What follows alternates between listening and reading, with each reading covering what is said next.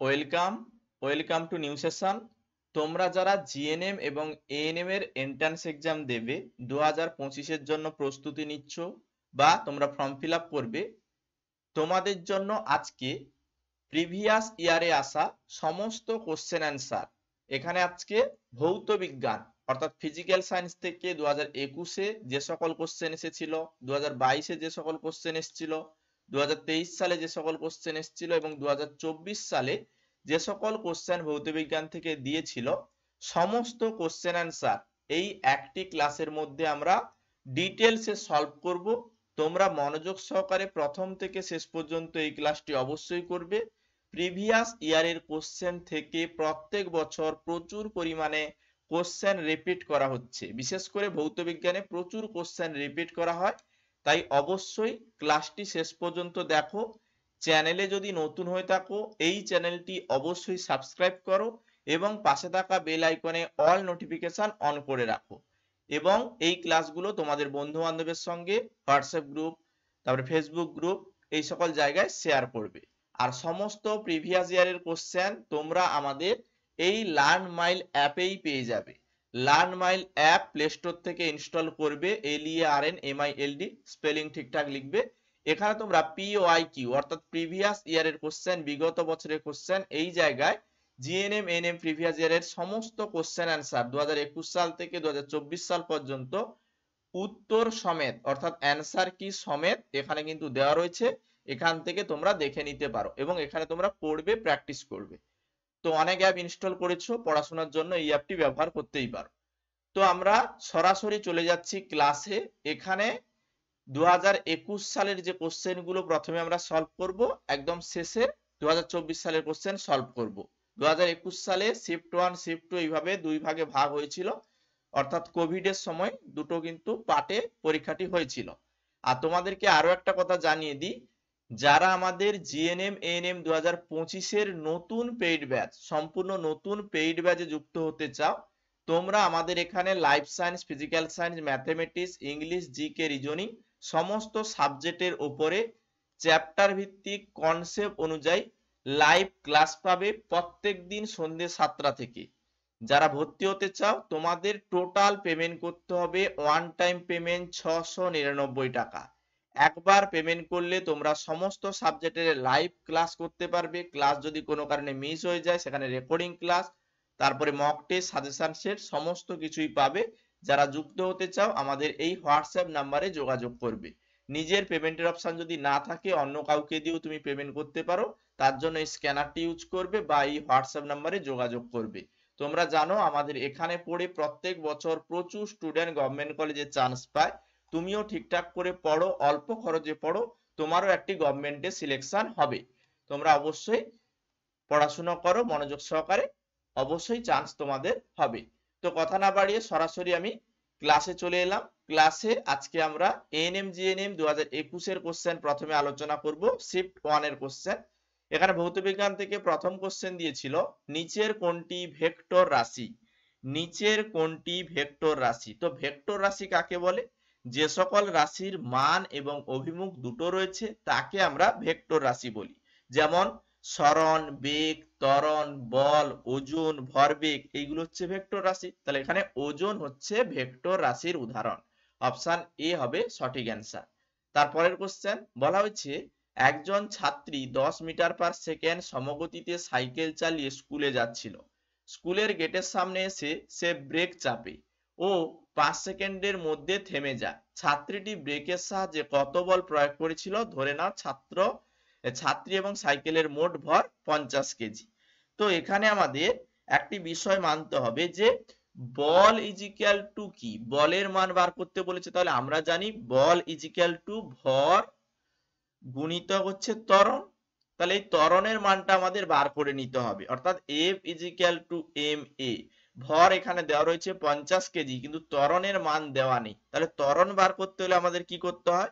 তো আমরা জানি ত্বরণ ইজ ইকুয়াল টু বেগ বাই সময়। তাহলে এখানে বেগ কত? বেগ দেওয়া রয়েছে দেখো 5 সেকেন্ডে থেমে গেছে এবং 10 মিটার পার সেকেন্ড সমগতিতে সাইকেল চালিয়ে যাচ্ছিল। তাহলে এখানে 10 গতিবেগ হচ্ছে 10, সময় দেওয়া রয়েছে 5 সেকেন্ড, 5 5 2 10।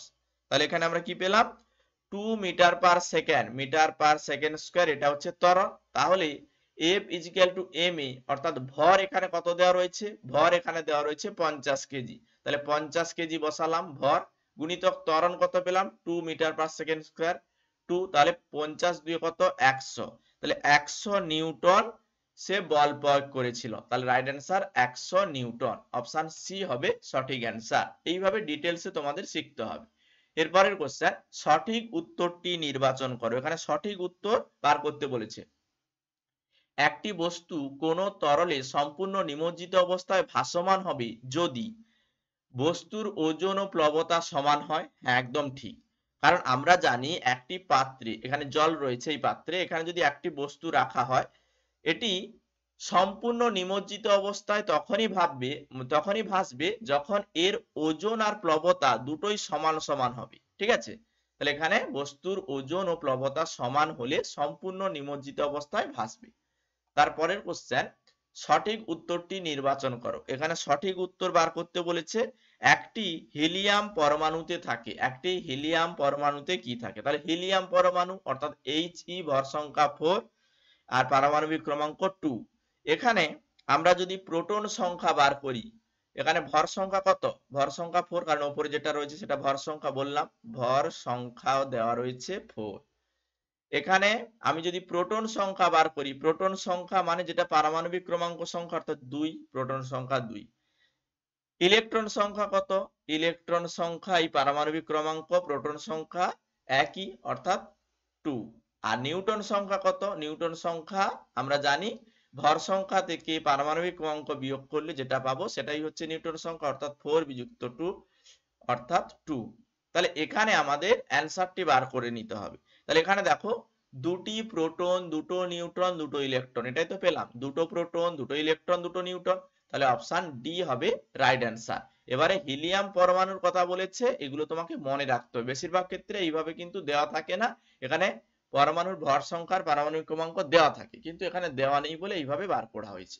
তারপরের কোশ্চেন বলা হয়েছে, অক্সিজেন ও নাইট্রোজেনের আণবিক গুরুত্ব যথাক্রমে 32 ও 28, প্রমাণ উষ্ণতা ও চাপে 32 গ্রাম, অক্সিজেনের আয়তন 22.4 লিটার। তাহলে ওই একই উষ্ণতা ও চাপে 28 গ্রাম নাইট্রোজেনের আয়তন কত হবে আমাদের বার করতে হবে। খুবই ইম্পর্টেন্ট কোশ্চেন, বারবার এই টাইপের কোশ্চেন রিপিট করা হয়েছে, তোমরা দেখলেই বুঝতে পারবে সম্পূর্ণ ক্লাসটি দেখলে। তো আমরা জানি যে মোল সংখ্যা, কোন মোল সংখ্যা অর্থাৎ 1 গ্রাম বা 1 মোল, এখানে যখন গ্রামে দেওয়া রয়েছে আমি কি করব, মোলে বার করব, তাহলে 1 মোল বার করতে হবে। তাহলে 1 mole is equal to given weight by আণবিক গুরুত্ব। তাহলে গিভেন ওয়েট কত দেওয়া রয়েছে 32, আণবিক গুরুত্ব কত দেওয়া রয়েছে 32, 32 বাই 32, তাহলে এখানে আমি 1 মোল পেয়ে গেলাম। তাহলে 1 মোল অক্সিজেনের আয়তন এখানে দেওয়া রয়েছে 22.4 লিটার। তাহলে 1 মোল অক্সিজেন O2 এর আয়তন কত দেওয়া রয়েছে, আয়তন দেওয়া রয়েছে 22.4 লিটার।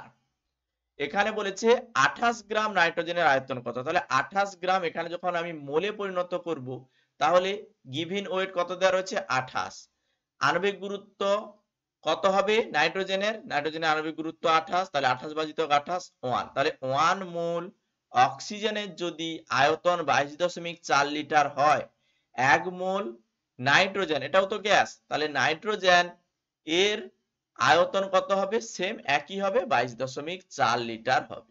বুঝেছো, তাহলে 22.4 লিটার এটাই হবে রাইট অ্যান্সার। একটু পরিষ্কার করে লিখে দিচ্ছি, 22.4 লিটার, অপশন এ হবে এখানে রাইট অ্যান্সার। এর পরের কোশ্চেনে চলে যাব। পরের কোশ্চেনে বলা হয়েছে, মনে করো কোনো নির্দিষ্ট তাপমাত্রায় 50 গ্রাম জলে 20 গ্রাম সাধারণ লবণ গুলে একটি সংস্পৃক্ত দ্রবণ পাওয়া গেল, তাহলে জলে ওই লবণের দ্রাব্যতা কত। ভেরি ভেরি ইম্পর্টেন্ট কোশ্চেন, এই একই কোশ্চেন বারবার রিপিট হয়েছে। তাহলে আমরা জানি দ্রাব্যতা ইজ ইকুয়াল টু, দ্রাব্যতা ইজ ইকুয়াল টু দ্রব্য যেটা দ্রাবীভূত হবে ভাজিত দ্রাবক যেখানে দ্রাবীভূত করা হবে, দ্রাবক গুণিতক 100। তাহলে দ্রাব্য কে দ্রাবীভূত হবে, সাধারণ লবণ, তাহলে সাধারণ লবণ কতটা রয়েছে 20 গ্রাম, দ্রাবক কি দ্রাবক এখানে রয়েছে জল, দ্রাবক কারণ জলে দ্রাবীভূত হচ্ছে, তাহলে ভাজিতক 50 গ্রাম জল বলেছে ইন্টু 100, তাহলে কাটাকাটি করো, 50 2 100, 2 2 4, তাহলে 40। তাহলে এখানে রাইট অ্যান্সার হবে দ্রাব্যতা কত? 40। অপশন বি হবে এখানে সঠিক অ্যান্সার। ওকে, তারপরের কোশ্চেনে চলে যাব। পরের কোশ্চেনে বলা হয়েছে নিচের সারণীতে প্রথম স্তম্ভে দেওয়া যৌগগুলো দ্বিতীয় স্তম্ভে যৌগগুলোর সঙ্গে সামঞ্জস্যপূর্ণ, সেটা তোমাকে খুঁজে বার করতে হবে। তো এখানে দেখো দেওয়া রয়েছে CaO, এই CaO এটা কি? একটি ক্ষারক। তারপর দেওয়া রয়েছে NaOH, NaOH এটা কি? একটি ক্ষার। CaCl2, CaCl2 কি? CaCl2 একটি লবণ। আর HNO3 এটা একটি অ্যাসিড। তাহলে এখানে আমরা পাচ্ছি 1-এর বি, 2-এর সি, 3-এর ডি, 4-এর এ, যেটা অপশন এ তে রয়েছে এটাই হবে রাইট অ্যান্সার। আশা করি ক্লিয়ার। এর পরের কোশ্চেনে বলা হয়েছে সঠিক উত্তরটি নির্বাচন করো। সঠিক উত্তর নির্বাচন করতে বলেছে। বলা হয়েছে একটি বল সোজা ওপরে ছুঁড়ে দিলে সেটি যখন তার সর্বোচ্চ স্থানে পৌঁছায় তখন তার স্থিতিশক্তি শূন্য, গতিশক্তি শূন্য হয় না, স্থিতিশক্তি সর্বাধিক, গতিশক্তি শূন্য হয়। একদম ঠিক, কারণ আমরা জানি প্রকৃতির বিরুদ্ধে যখন কোনো কাজ করা হবে তখন স্থিতিশক্তি বাড়তে থাকবে এবং সর্বোচ্চ স্থানে কোনো বলকে ছুঁড়ে দেওয়া হয়েছে নিচ থেকে, তাহলে এই জায়গায় আসা মানে তার স্থিতিশক্তি সর্বাধিক হবে, কারণ এটা প্রকৃতির, পৃথিবীর বিরুদ্ধে যাচ্ছে। এই জন্য প্রকৃতির বিরুদ্ধে কাজ করলে স্থিতিশক্তি বাড়ে এবং সর্বোচ্চ সীমায় সেটা সর্বাধিক হয়। আর গতিশক্তি একসময় শূন্য হবে, তারপরে নিচের দিকে পড়বে। তাহলে অপশন বি হবে সঠিক অ্যান্সার। এর পরের কোশ্চেনে বলা হয়েছে যদি একটি নির্দিষ্ট পরিমাণ কোনো আদর্শ গ্যাসের T1 পরম উষ্ণতায় আয়তন ও চাপ যথাক্রমে V1 এবং P1 হয়, T2 পরম উষ্ণতায় যথাক্রমে V2 P2 হয়, তবে নিচের কোন সমতুল্যতা সমীকরণটি সঠিক? তো আমরা বয়েল এবং চার্লসের উভয়ের ক্ষেত্রে একটা সূত্র পেয়েছিলাম, সেখানে আমরা জেনেছিলাম যে P1 V1 by T1 is equal to P2 V2 by T2, এটাই হবে রাইট অ্যান্সার, যেটা অপশন এ তে রয়েছে এটাই হবে সঠিক। ঠিক আছে, কারণ আমরা জানি আদর্শ গ্যাসের ক্ষেত্রে PV is equal to nRT, এখানে PV is equal to T, এখানে আমরা কিন্তু বয়েল এবং চার্লসের উভয়ের ক্ষেত্রে সূত্রে আমরা এটা পেয়েছিলাম। এর পরের কোশ্চেন বলা হয়েছে বহু দূরাগত একগুচ্ছ সমান্তরাল আলোকরশ্মি একটি গোলীয় দর্পণের প্রধান অক্ষ বরাবর আপতিত হলে প্রতিফলনের পর একটি বিন্দুতে মিলিত হয়, সেই বিন্দুকে কি বলে? তো এখানে আমরা জানি একটি গোলীয় দর্পণে প্রধান অক্ষ বরাবর একগুচ্ছ সমান্তরাল আলোকরশ্মি এইভাবে কি হচ্ছে? আসছে। তাহলে এটা কোন দিক থেকে বেরোবে? এই দিক থেকে বেরিয়ে যাবে, এই একই দিক থেকে বেরিয়ে যাবে, এই পয়েন্টটা থেকে বেরোবে। তাহলে এটাকে আমরা কি বলি? এটাকে আমরা ফোকাস বলি। কি বললাম? বহু দূরাগত একগুচ্ছ সমান্তরাল আলোকরশ্মি যখন গোলীয় দর্পণের প্রধান অক্ষ বরাবর আপতিত হবে, প্রতিফলনের পরে একটি নির্দিষ্ট বিন্দু থেকে বেরিয়ে যাবে, এই যে নির্দিষ্ট বিন্দুটা এটাকে আমরা কি বলি? ফোকাস বিন্দু বলি। তাহলে right answer focus, option C হবে রাইট অ্যান্সার। তারপরের কোশ্চেন বলা হয়েছে মনে করো একটি উত্তল লেন্সের ফোকাস দূরত্ব f, তাহলে লেন্সটির একদিকে অক্ষের উপরে ঠিক 2f দূরত্বে একটি বস্তু রাখলে সেটা কি হবে? কি বলেছে? মনে করো একটি উত্তল লেন্সের ফোকাস দূরত্ব f, তাহলে লেন্সটি একদিকে অক্ষের উপরে ঠিক 2f দূরত্বে বস্তুটি রাখলে কি হবে? তো এখানে এইভাবে আমি যদি চিত্রটি আঁকি, এখানে রয়েছে একটি দর্পণ, যদি আমি এই জায়গায় কোনো বস্তুটি রাখি, 2f দূরত্বে যদি বস্তুটি রাখি, তাহলে এখানেও একটি 2f দূরত্বে বস্তু রাখবো, তাহলে এটা কোন জায়গায়? ওপরে থাকবে। ঠিক আছে, এখানে রাখবো আমি। এখানে রাখলে এই জায়গায় কি হবে? প্রতিবিম্ব সৃষ্টি হবে, অর্থাৎ এটা এইভাবে তৈরি করবে, এটা এইভাবে তৈরি করবে, একটু ক্লিয়ারলি আঁকতে হবে, হ্যাঁ এইখানে তৈরি করবে। তাহলে আমরা এখানে কি বলতে পারি? যে লেন্সের ওপর দিকে 2f দূরত্বে একটি অবশীর্ষ প্রতিবিম্ব, কারণ অবশীর্ষ এটা সোজা ছিল, এটা উল্টে গেছে, তাহলে এই জায়গায় কি হচ্ছে? অবশীর্ষ প্রতিবিম্ব তৈরি করছে এবং এটা 2f দূরত্বে তৈরি করছে, এটা 2f দূরত্বে তৈরি করছে, এটা f দূরত্বে হলে 2f দূরত্বে ফোকাস দূরত্ব f হলে তাহলে সেটা 2f দূরত্বে প্রতিবিম্ব তৈরি করবে এবং সেটা অবশীর্ষ হবে, অর্থাৎ উল্টো হবে। লেন্সের অপর দিকে 2f দূরত্বে একটি অবশীর্ষ প্রতিবিম্ব সৃষ্টি করবে। এর পরের কোশ্চেনে বলা হয়েছে একটি লাল রঙের একবর্ণী রশ্মি একটি প্রিজমের মধ্য দিয়ে গেলে কি পরিবর্তন হবে। তাহলে একটি প্রিজম, এই প্রিজমের মধ্য দিয়ে যদি একটি লাল রঙের আলো যায় তাহলে সেখান থেকে কি হবে, এইভাবে বেরিয়ে যাবে। তাহলে এটাকে আমরা বলেছি যে একটি লাল রঙের একবর্ণী রশ্মি একটি প্রিজমের মধ্য দিয়ে গেলে অপর দিকে কি হবে, একটি মাত্র লাল পট্টি বেরিয়ে যাবে। অনেকে বলবে স্যার না, বেনিয়া সহ কলা এইভাবে বেরোবে না, একদম নয়। যদি সাদা রং যেত, সাদা রং বিচ্ছুরণ ঘটিয়ে বেনিয়া সহ কলা এইভাবে 7টা রঙে ভাগ হতো, অর্থাৎ রামধনুর যে কালারটা সেই রঙে ভাগ হতো। কিন্তু এখানে শুধুমাত্র লাল মানে লাল রশ্মির কথা বলা হয়েছে। লাল রশ্মি এখানে কিন্তু কোনো কি হবে না, বিচ্ছুরণ হবে না। লাল রশ্মি থাকবে, একটি রঙের আলোক রশ্মি বেরিয়ে যাবে, তাহলে একটি লাল রঙের পট্টি পাওয়া যাবে। ঠিক আছে, এর পরের কোশ্চেনে যাব। পরের কোশ্চেনে বলা হয়েছে নিম্নোক্ত মৌলগুলোর মধ্যে কোনটি সহজে কোনো রাসায়নিক বিক্রিয়ায় অংশগ্রহণ করে না। রাসায়নিক বিক্রিয়ায় কোনটি সহজে অংশগ্রহণ করে না। এখানে অপশানে রয়েছে কার্বন, সোডিয়াম, আর্গন, নিকেল। তো আমরা জানি 18 নম্বর যে গ্রুপ রয়েছে অর্থাৎ নিষ্ক্রিয় গ্যাসের যে গ্রুপ রয়েছে এগুলো রাসায়নিক বিক্রিয়ায় অংশগ্রহণ করে না। সেগুলো কি কি, হিলিয়াম, নিয়ন, আর্গন, ক্রিপ্টন, জেনন। এইগুলো কি, এইগুলো হচ্ছে নিষ্ক্রিয় গ্যাস, এগুলো রাসায়নিক বিক্রিয়ায় অংশগ্রহণ করে না। তাহলে এখানে আমরা আর্গন অপশনটি পাচ্ছি, এটাই রাইট অ্যান্সার করব। কারণ আমরা জানি আর্গন, হিলিয়াম, নিয়ন, ক্রিপ্টন, জেনন এরা রাসায়নিক বিক্রিয়ায় অংশগ্রহণ করে না, কারণ এরা পর্যায় সারণীর 18 নম্বর গ্রুপে রয়েছে। এর পরের কোশ্চেনে যাব। সাধারণ তাপমাত্রায় লঘু সালফিউরিক অ্যাসিডের সঙ্গে ফেরাস সালফাইডের বিক্রিয়ায় যে দুর্গন্ধযুক্ত গ্যাসটি উৎপন্ন হয় তার নাম কি। সাধারণ তাপমাত্রায় লঘু সালফিউরিক অ্যাসিডের সঙ্গে ফেরাস সালফাইডের বিক্রিয়ায় যে দুর্গন্ধযুক্ত গ্যাসটি উৎপন্ন হয় সেটি কোনটি। তো আমরা জানি যে H2SO4 সালফিউরিক অ্যাসিড H2SO4 তার সঙ্গে ফেরাস সালফাইডের বিক্রিয়া, ফেরাস সালফাইড অর্থাৎ FeS, এখান থেকে বিক্রিয়া হলে কি উৎপন্ন হবে, FeSO4 প্লাস H2S গ্যাস উৎপন্ন হবে, অর্থাৎ হাইড্রোজেন সালফাইড গ্যাস উৎপন্ন হবে। এখানে এটাই বলেছে সাধারণ তাপমাত্রায় লঘু সালফিউরিক অ্যাসিডের সঙ্গে ফেরাস সালফাইডের বিক্রিয়ায় দুর্গন্ধযুক্ত যে গ্যাসটি পাওয়া যাবে সেটা হচ্ছে H2S গ্যাস। H2S গ্যাস মানে হাইড্রোজেন সালফাইড গ্যাস, যেটা অপশন এ তে রয়েছে। অপশন এ হবে এখানে রাইট অ্যান্সার। এর পরের কোশ্চেন বলা হয়েছে নিম্নোক্ত যৌগগুলোর মধ্যে কোনটি আয়নীয় যৌগ। নিম্নোক্ত যৌগগুলোর মধ্যে কোনটি আয়নীয় যৌগ। এখানে দেওয়া রয়েছে দেখো C2H2 এটা কি, এটা সমযোজী বন্ধনে রয়েছে। কার্বন ডাই অক্সাইড CO2 এটা কি সমযোজী বন্ধনে রয়েছে। H2O এটাও সমযোজী বন্ধনে রয়েছে।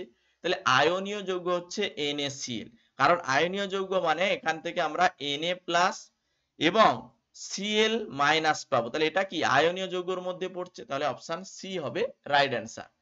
এরপরে আমরা ANM GNM প্রিভিয়াস ইয়ারের কোশ্চেন ভৌত বিজ্ঞান অর্থাৎ ফিজিক্যাল সায়েন্সে শিফট 2 এ যে কোশ্চেন গুলো দিয়েছিল 2021 সালে সেগুলো আলোচনা করছি। প্রথম কোশ্চেনে বলেছে নিউটন কিসের একক। নিউটন কিসের একক। আমরা জানি বলের SI একক হচ্ছে নিউটন এবং CGS একক হচ্ছে ডাইন, তাহলে নিউটন হচ্ছে বলের একক। এর পরের কোশ্চেন সাধারণ তুলাযন্ত্র অর্থাৎ দাঁড়িপাল্লা দিয়ে কি মাপা হয়।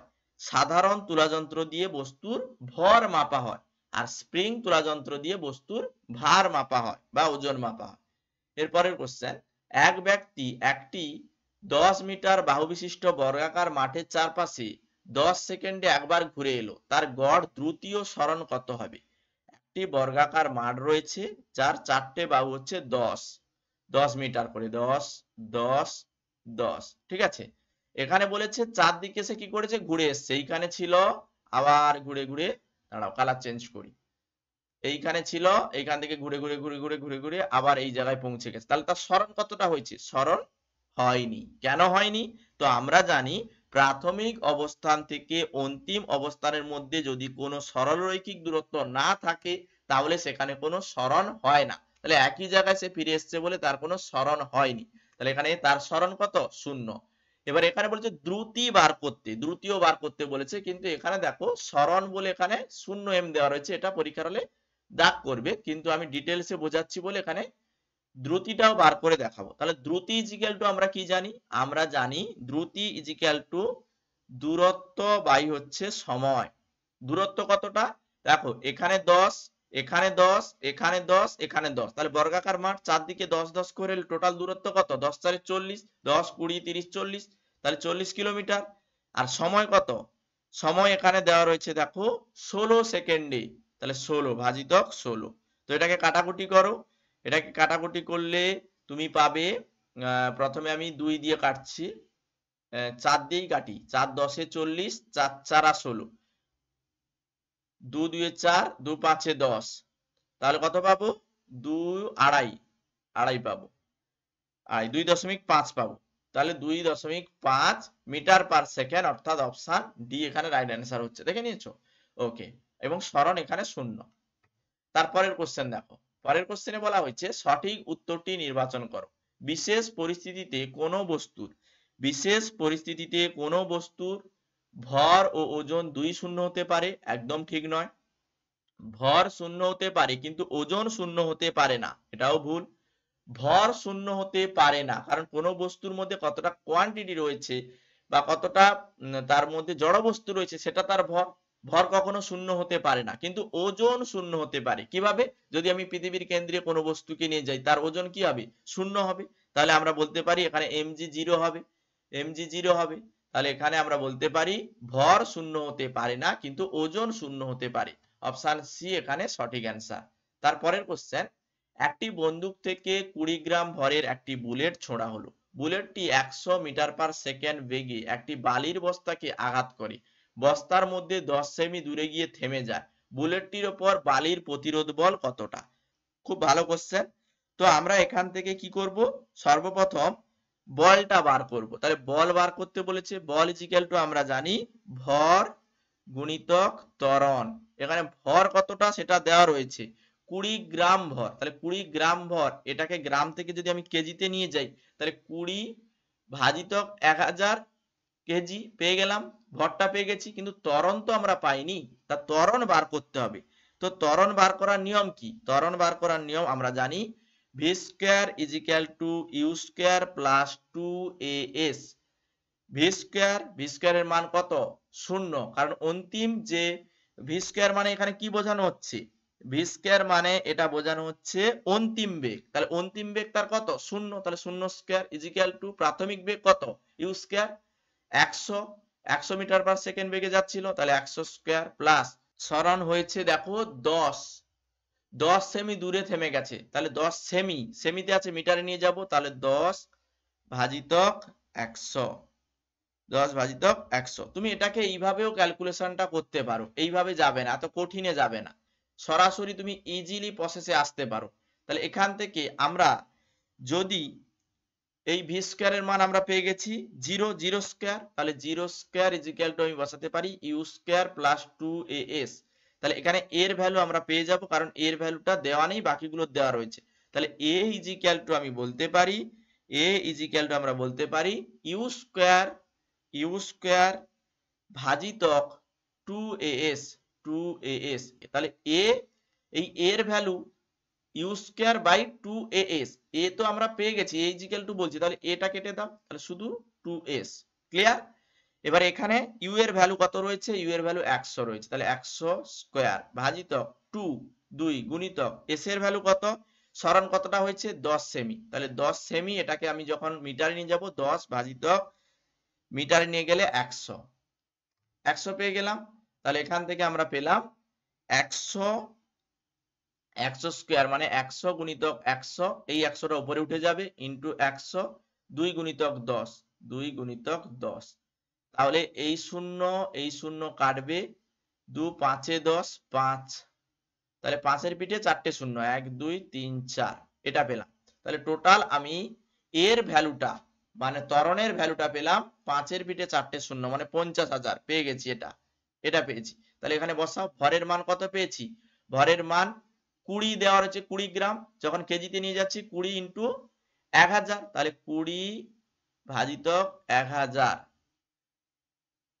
ত্বরণ কত পেয়েছি? ত্বরণে পেয়েছি 5 এর পিঠে 4টে শূন্য, 50,000। কাটাকুটি করো, এই শূন্য কাটা, এই দুটো শূন্য কাটা, তাহলে 5 2 10, 1 2 1000 নিউটন। রাইট অ্যান্সার হবে অপশন এ। পরের কোশ্চেনে বলেছে ছোট ছোট শিশির বিন্দু সর্বদাই গোলাকার ধারণ করে, এর কারণ কি? ছোট ছোট শিশির বিন্দু সর্বদাই গোলাকার ধারণ করে, এর কারণ হচ্ছে পৃষ্ঠটান। কি বললাম? ছোট ছোট শিশির বিন্দু সর্বদাই গোলাকার ধারণ করে, এর কারণ হচ্ছে পৃষ্ঠটান, কারণ পৃষ্ঠটানের কারণে জল গোলাকার রূপ ধারণ করে। তারপরের কোশ্চেনে বলা হয়েছে এ আর ভর সংখ্যা 40, পারমাণবিক ক্রমাঙ্ক 18, কে 40, 19, সি এ 40, 20, এই তিনটি মৌলকে আমরা কি বলবো? তো আমরা জানি যে সকল মৌলের ভর সংখ্যা সমান তাদের আমরা বলি আইসোবার। কি বললাম? ভর সংখ্যা যখন সমান হয় সেটা হয় আইসোবার। এখানে দেখো ভর সংখ্যা প্রত্যেকটাতে 40 40 করে রয়েছে, তাহলে এটা আমরা কি করব? ভর সংখ্যা সমান বলে এটাকে আমরা আইসোবার বলবো। অপশন বি হবে এখানে রাইট অ্যান্সার। যদি নিউটন সংখ্যা সমান হতো সেটা হতো আইসোটোন, যদি পারমাণবিক ক্রমাঙ্ক বা প্রোটন সংখ্যা সমান হতো তখন সেটা হতো আইসোটোপ। এরপরের কোশ্চেন, অক্সিজেন, হাইড্রোজেন ও সালফারের আণবিক গুরুত্ব যথাক্রমে 32, 2, 32 হয়, তবে সালফিউরিক অ্যাসিডের আণবিক গুরুত্ব কত? H2S সালফার ডাই অক্সাইডের কথা এখানে বলেছে, সালফিউরিক অ্যাসিডের কথা বলেছে, সালফার ডাই নয়, সালফিউরিক অ্যাসিড। সালফিউরিক অ্যাসিডের সংকেত H2SO4, এর আণবিক গুরুত্ব বার করতে বলেছে। তাহলে H2 এর আণবিক গুরুত্ব কত? H2 এর আণবিক গুরুত্ব হচ্ছে 2। S অর্থাৎ সালফার, সালফারের আণবিক গুরুত্ব কত? সালফারের আণবিক গুরুত্ব দেওয়া রয়েছে দেখো 32, 32 দেওয়া রয়েছে। গুণিতক, গুণিতক নয় এখানে যুক্ত হবে, কারণ আণবিক গুরুত্ব টোটাল বার করতে বলেছে। যুক্ত 32 যুক্ত O4, আমরা জানি অক্সিজেন, অক্সিজেনের আণবিক গুরুত্ব কত? অক্সিজেনের আণবিক গুরুত্ব হচ্ছে O2, ও এর মান 16, O2 মানে 32, তাহলে O4 এর মান কত হবে? O4 এর মান 32 দিয়ে 64 হবে, তাহলে যুক্ত 64। টোটাল যোগ করো, 4 4 2 6 7 8, 8 6 3 9 98, তাহলে এখানে রাইট অ্যান্সার হবে 98। সালফিউরিক অ্যাসিডের আণবিক গুরুত্ব 98। এই একই কোশ্চেন আরো কয়েক বছর কিন্তু রিপিট করা হয়েছে, একটু ওয়েট করলে তোমরা প্রত্যেকটি কোশ্চেন দেখতে পাবে। তারপরের কোশ্চেনে বলা হয়েছে নিচের সারণীতে প্রথম স্তম্ভের সঙ্গে দ্বিতীয় স্তম্ভটি মেলাও। প্রথম স্তম্ভের সঙ্গে দ্বিতীয় স্তম্ভ মেলাতে বলেছে। তাহলে নুন জল, নুন জলটা কি? এক ধরনের দ্রবণ। ধোঁয়া, ধোঁয়াটা কি? এক ধরনের কলয়েড। মাখন, এই মাখনটা কি? মাখনটা হচ্ছে এক ধরনের ইমাসকুলেশন, এবং মাটি হচ্ছে একটি মিশ্রণ। তাহলে এখানে 1 এর সি, 2 এর ডি, 3 এর বি, 4 এর এ হচ্ছে অপশন এ এখানে সঠিক অ্যান্সার। তারপরের কোশ্চেন, অম্ল বৃষ্টিতে যে অ্যাসিড সব থেকে বেশি থাকে তা হলো। অম্ল বৃষ্টিতে কোন অ্যাসিড সব থেকে বেশি থাকে? অম্ল বৃষ্টিতে কি কি থাকে? সালফিউরিক অ্যাসিড এবং নাইট্রিক অ্যাসিড HNO3। HNO3 থাকে 30 থেকে 40%, সালফিউরিক অ্যাসিড থাকে 60 থেকে 70%। তাহলে সালফিউরিক অ্যাসিড সব থেকে বেশি থাকে, কতটা পরিমাণে? 60 থেকে 70% থাকে সালফিউরিক অ্যাসিড অম্ল বৃষ্টিতে। এরপরের কোশ্চেন, একটি জলের পাম্প 50 মিনিটে 6 মিটার উচ্চতায় রাখা একটি 50 লিটার জলের ট্যাঙ্কে জল তুলে ভর্তি করতে পারে, পাম্পটির ক্ষমতা বার করো। তো আমরা জানি ক্ষমতা ইজিক্যাল টু কৃতকার্য বাই হচ্ছে সময়, কৃতকার্য বাই হচ্ছে সময়। তাহলে এখানে আমাদের ক্ষমতা বার করতে বলেছে। তো আমরা জানি ক্ষমতা মানে নিচ থেকে উপরে তুলছে, স্থিতিশক্তি কি হচ্ছে? সঞ্চিত হচ্ছে। তাহলে স্থিতিশক্তিটা যদি আমরা বার করি, স্থিতিশক্তি সঞ্চয় হচ্ছে, যদি স্থিতিশক্তি বার করি তো আমরা জানি স্থিতিশক্তি ইজিক্যাল টু আমরা জানি mgh ভাজিতক টি। এম এর ভ্যালু এখানে কত দেওয়া রয়েছে? এম এর ভ্যালু এখানে দেখো 500 লিটার দেওয়া রয়েছে, তাহলে 500 লিটার গুণিতক জি এর ভ্যালু কত দেওয়া রয়েছে? 10 metre per second, 10 metre per second. উচ্চতা কত? উচ্চতা 6 মিটার উচ্চতা, তাহলে 6 মিটার উচ্চতা ভাজিতক এখানে দেওয়া রয়েছে টি অর্থাৎ সময়, কত মিনিট? 50 মিনিট। 50 মিনিট এটাকে আমাদের সেকেন্ডে নিয়ে যেতে হবে, তাহলে সেকেন্ড, সেকেন্ড মানে 50 মিনিট, একে সেকেন্ডে নিয়ে গেলে 60 দিয়ে গুণ করতে হয়, 60। তাহলে এটাকে কাটাকুটি করো, এই শূন্য কাটা, এই শূন্য কাটা, এই 5 কাটা, তাহলে 6 আর 10, 10 6 60, 10 6 60। এটা হচ্ছে কিন্তু এই 6টা কেটে যাচ্ছে, দেখো এই 6 কাটা, তাহলে এখানে শুধুমাত্র 10 থাকছে, শুধু 10 পড়ে আছে, তাহলে 10 ওয়াট ক্ষমতা রয়েছে, পাম্পটির ক্ষমতা 10 watt. Right answer option A. তারপরের কোশ্চেনে যাব।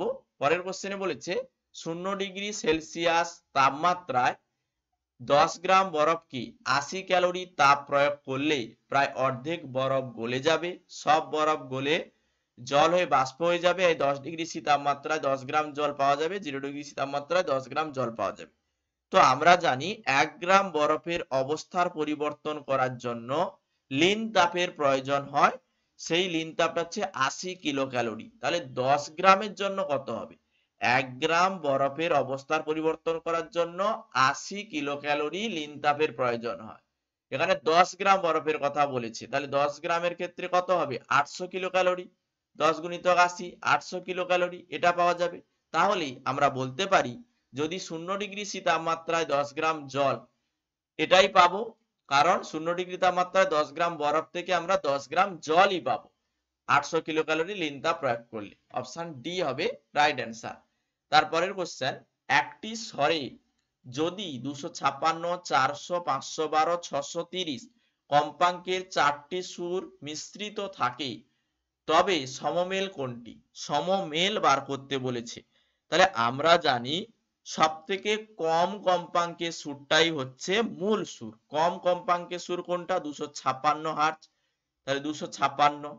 এবং এই 256-এর যে গুণিতক গুলো থাকবে, যে গুণিতক গুলো এই কম কম্পাঙ্কের সুরের সঙ্গে থাকবে, সেগুলো হচ্ছে সমমেল সুর, সেগুলো সমমেল সুর। তাহলে 256 তার সঙ্গে যদি আমি 2 গুণ করি তো কত হবে?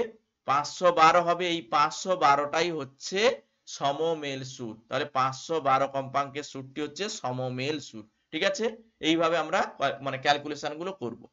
এর পরের কোশ্চেনে বলা হয়েছে মানব দেহের চক্ষু লেন্সের হলো কি বলছে? মানব দেহের যে চক্ষুর লেন্স সেটা কেমন? সেটা দুই দিকে উত্তল, তাহলে সেটা হবে উভত্তল লেন্স। মানব দেহের চক্ষুর লেন্স উভত্তল লেন্স। এর পরের কোশ্চেনে বলা হয়েছে নিম্নলিখিত গ্যাসগুলোর মধ্যে কোনটি সাধারণত কোনো রাসায়নিক বিক্রিয়ায় অংশগ্রহণ করে না? সাধারণত কোনো রাসায়নিক বিক্রিয়ায় অংশগ্রহণ করে না কোনটি? আমরা এর আগের ক্লাসে একটু আগেই জেনেছিলাম, আগের প্রিভিয়াস ইয়ারের কোশ্চেনে, যে আমরা জানি 18 নম্বর গ্রুপে যে মৌলগুলো নিষ্ক্রিয় মৌল, যেমন হিলিয়াম, নিয়ন, আর্গন, ক্রিপ্টন, জেনন, এগুলো রাসায়নিক বিক্রিয়ায় অংশগ্রহণ করে না। তাহলে এখানে নিয়ন অপশানে রয়েছে, এই নিয়ন হবে সঠিক অ্যান্সার।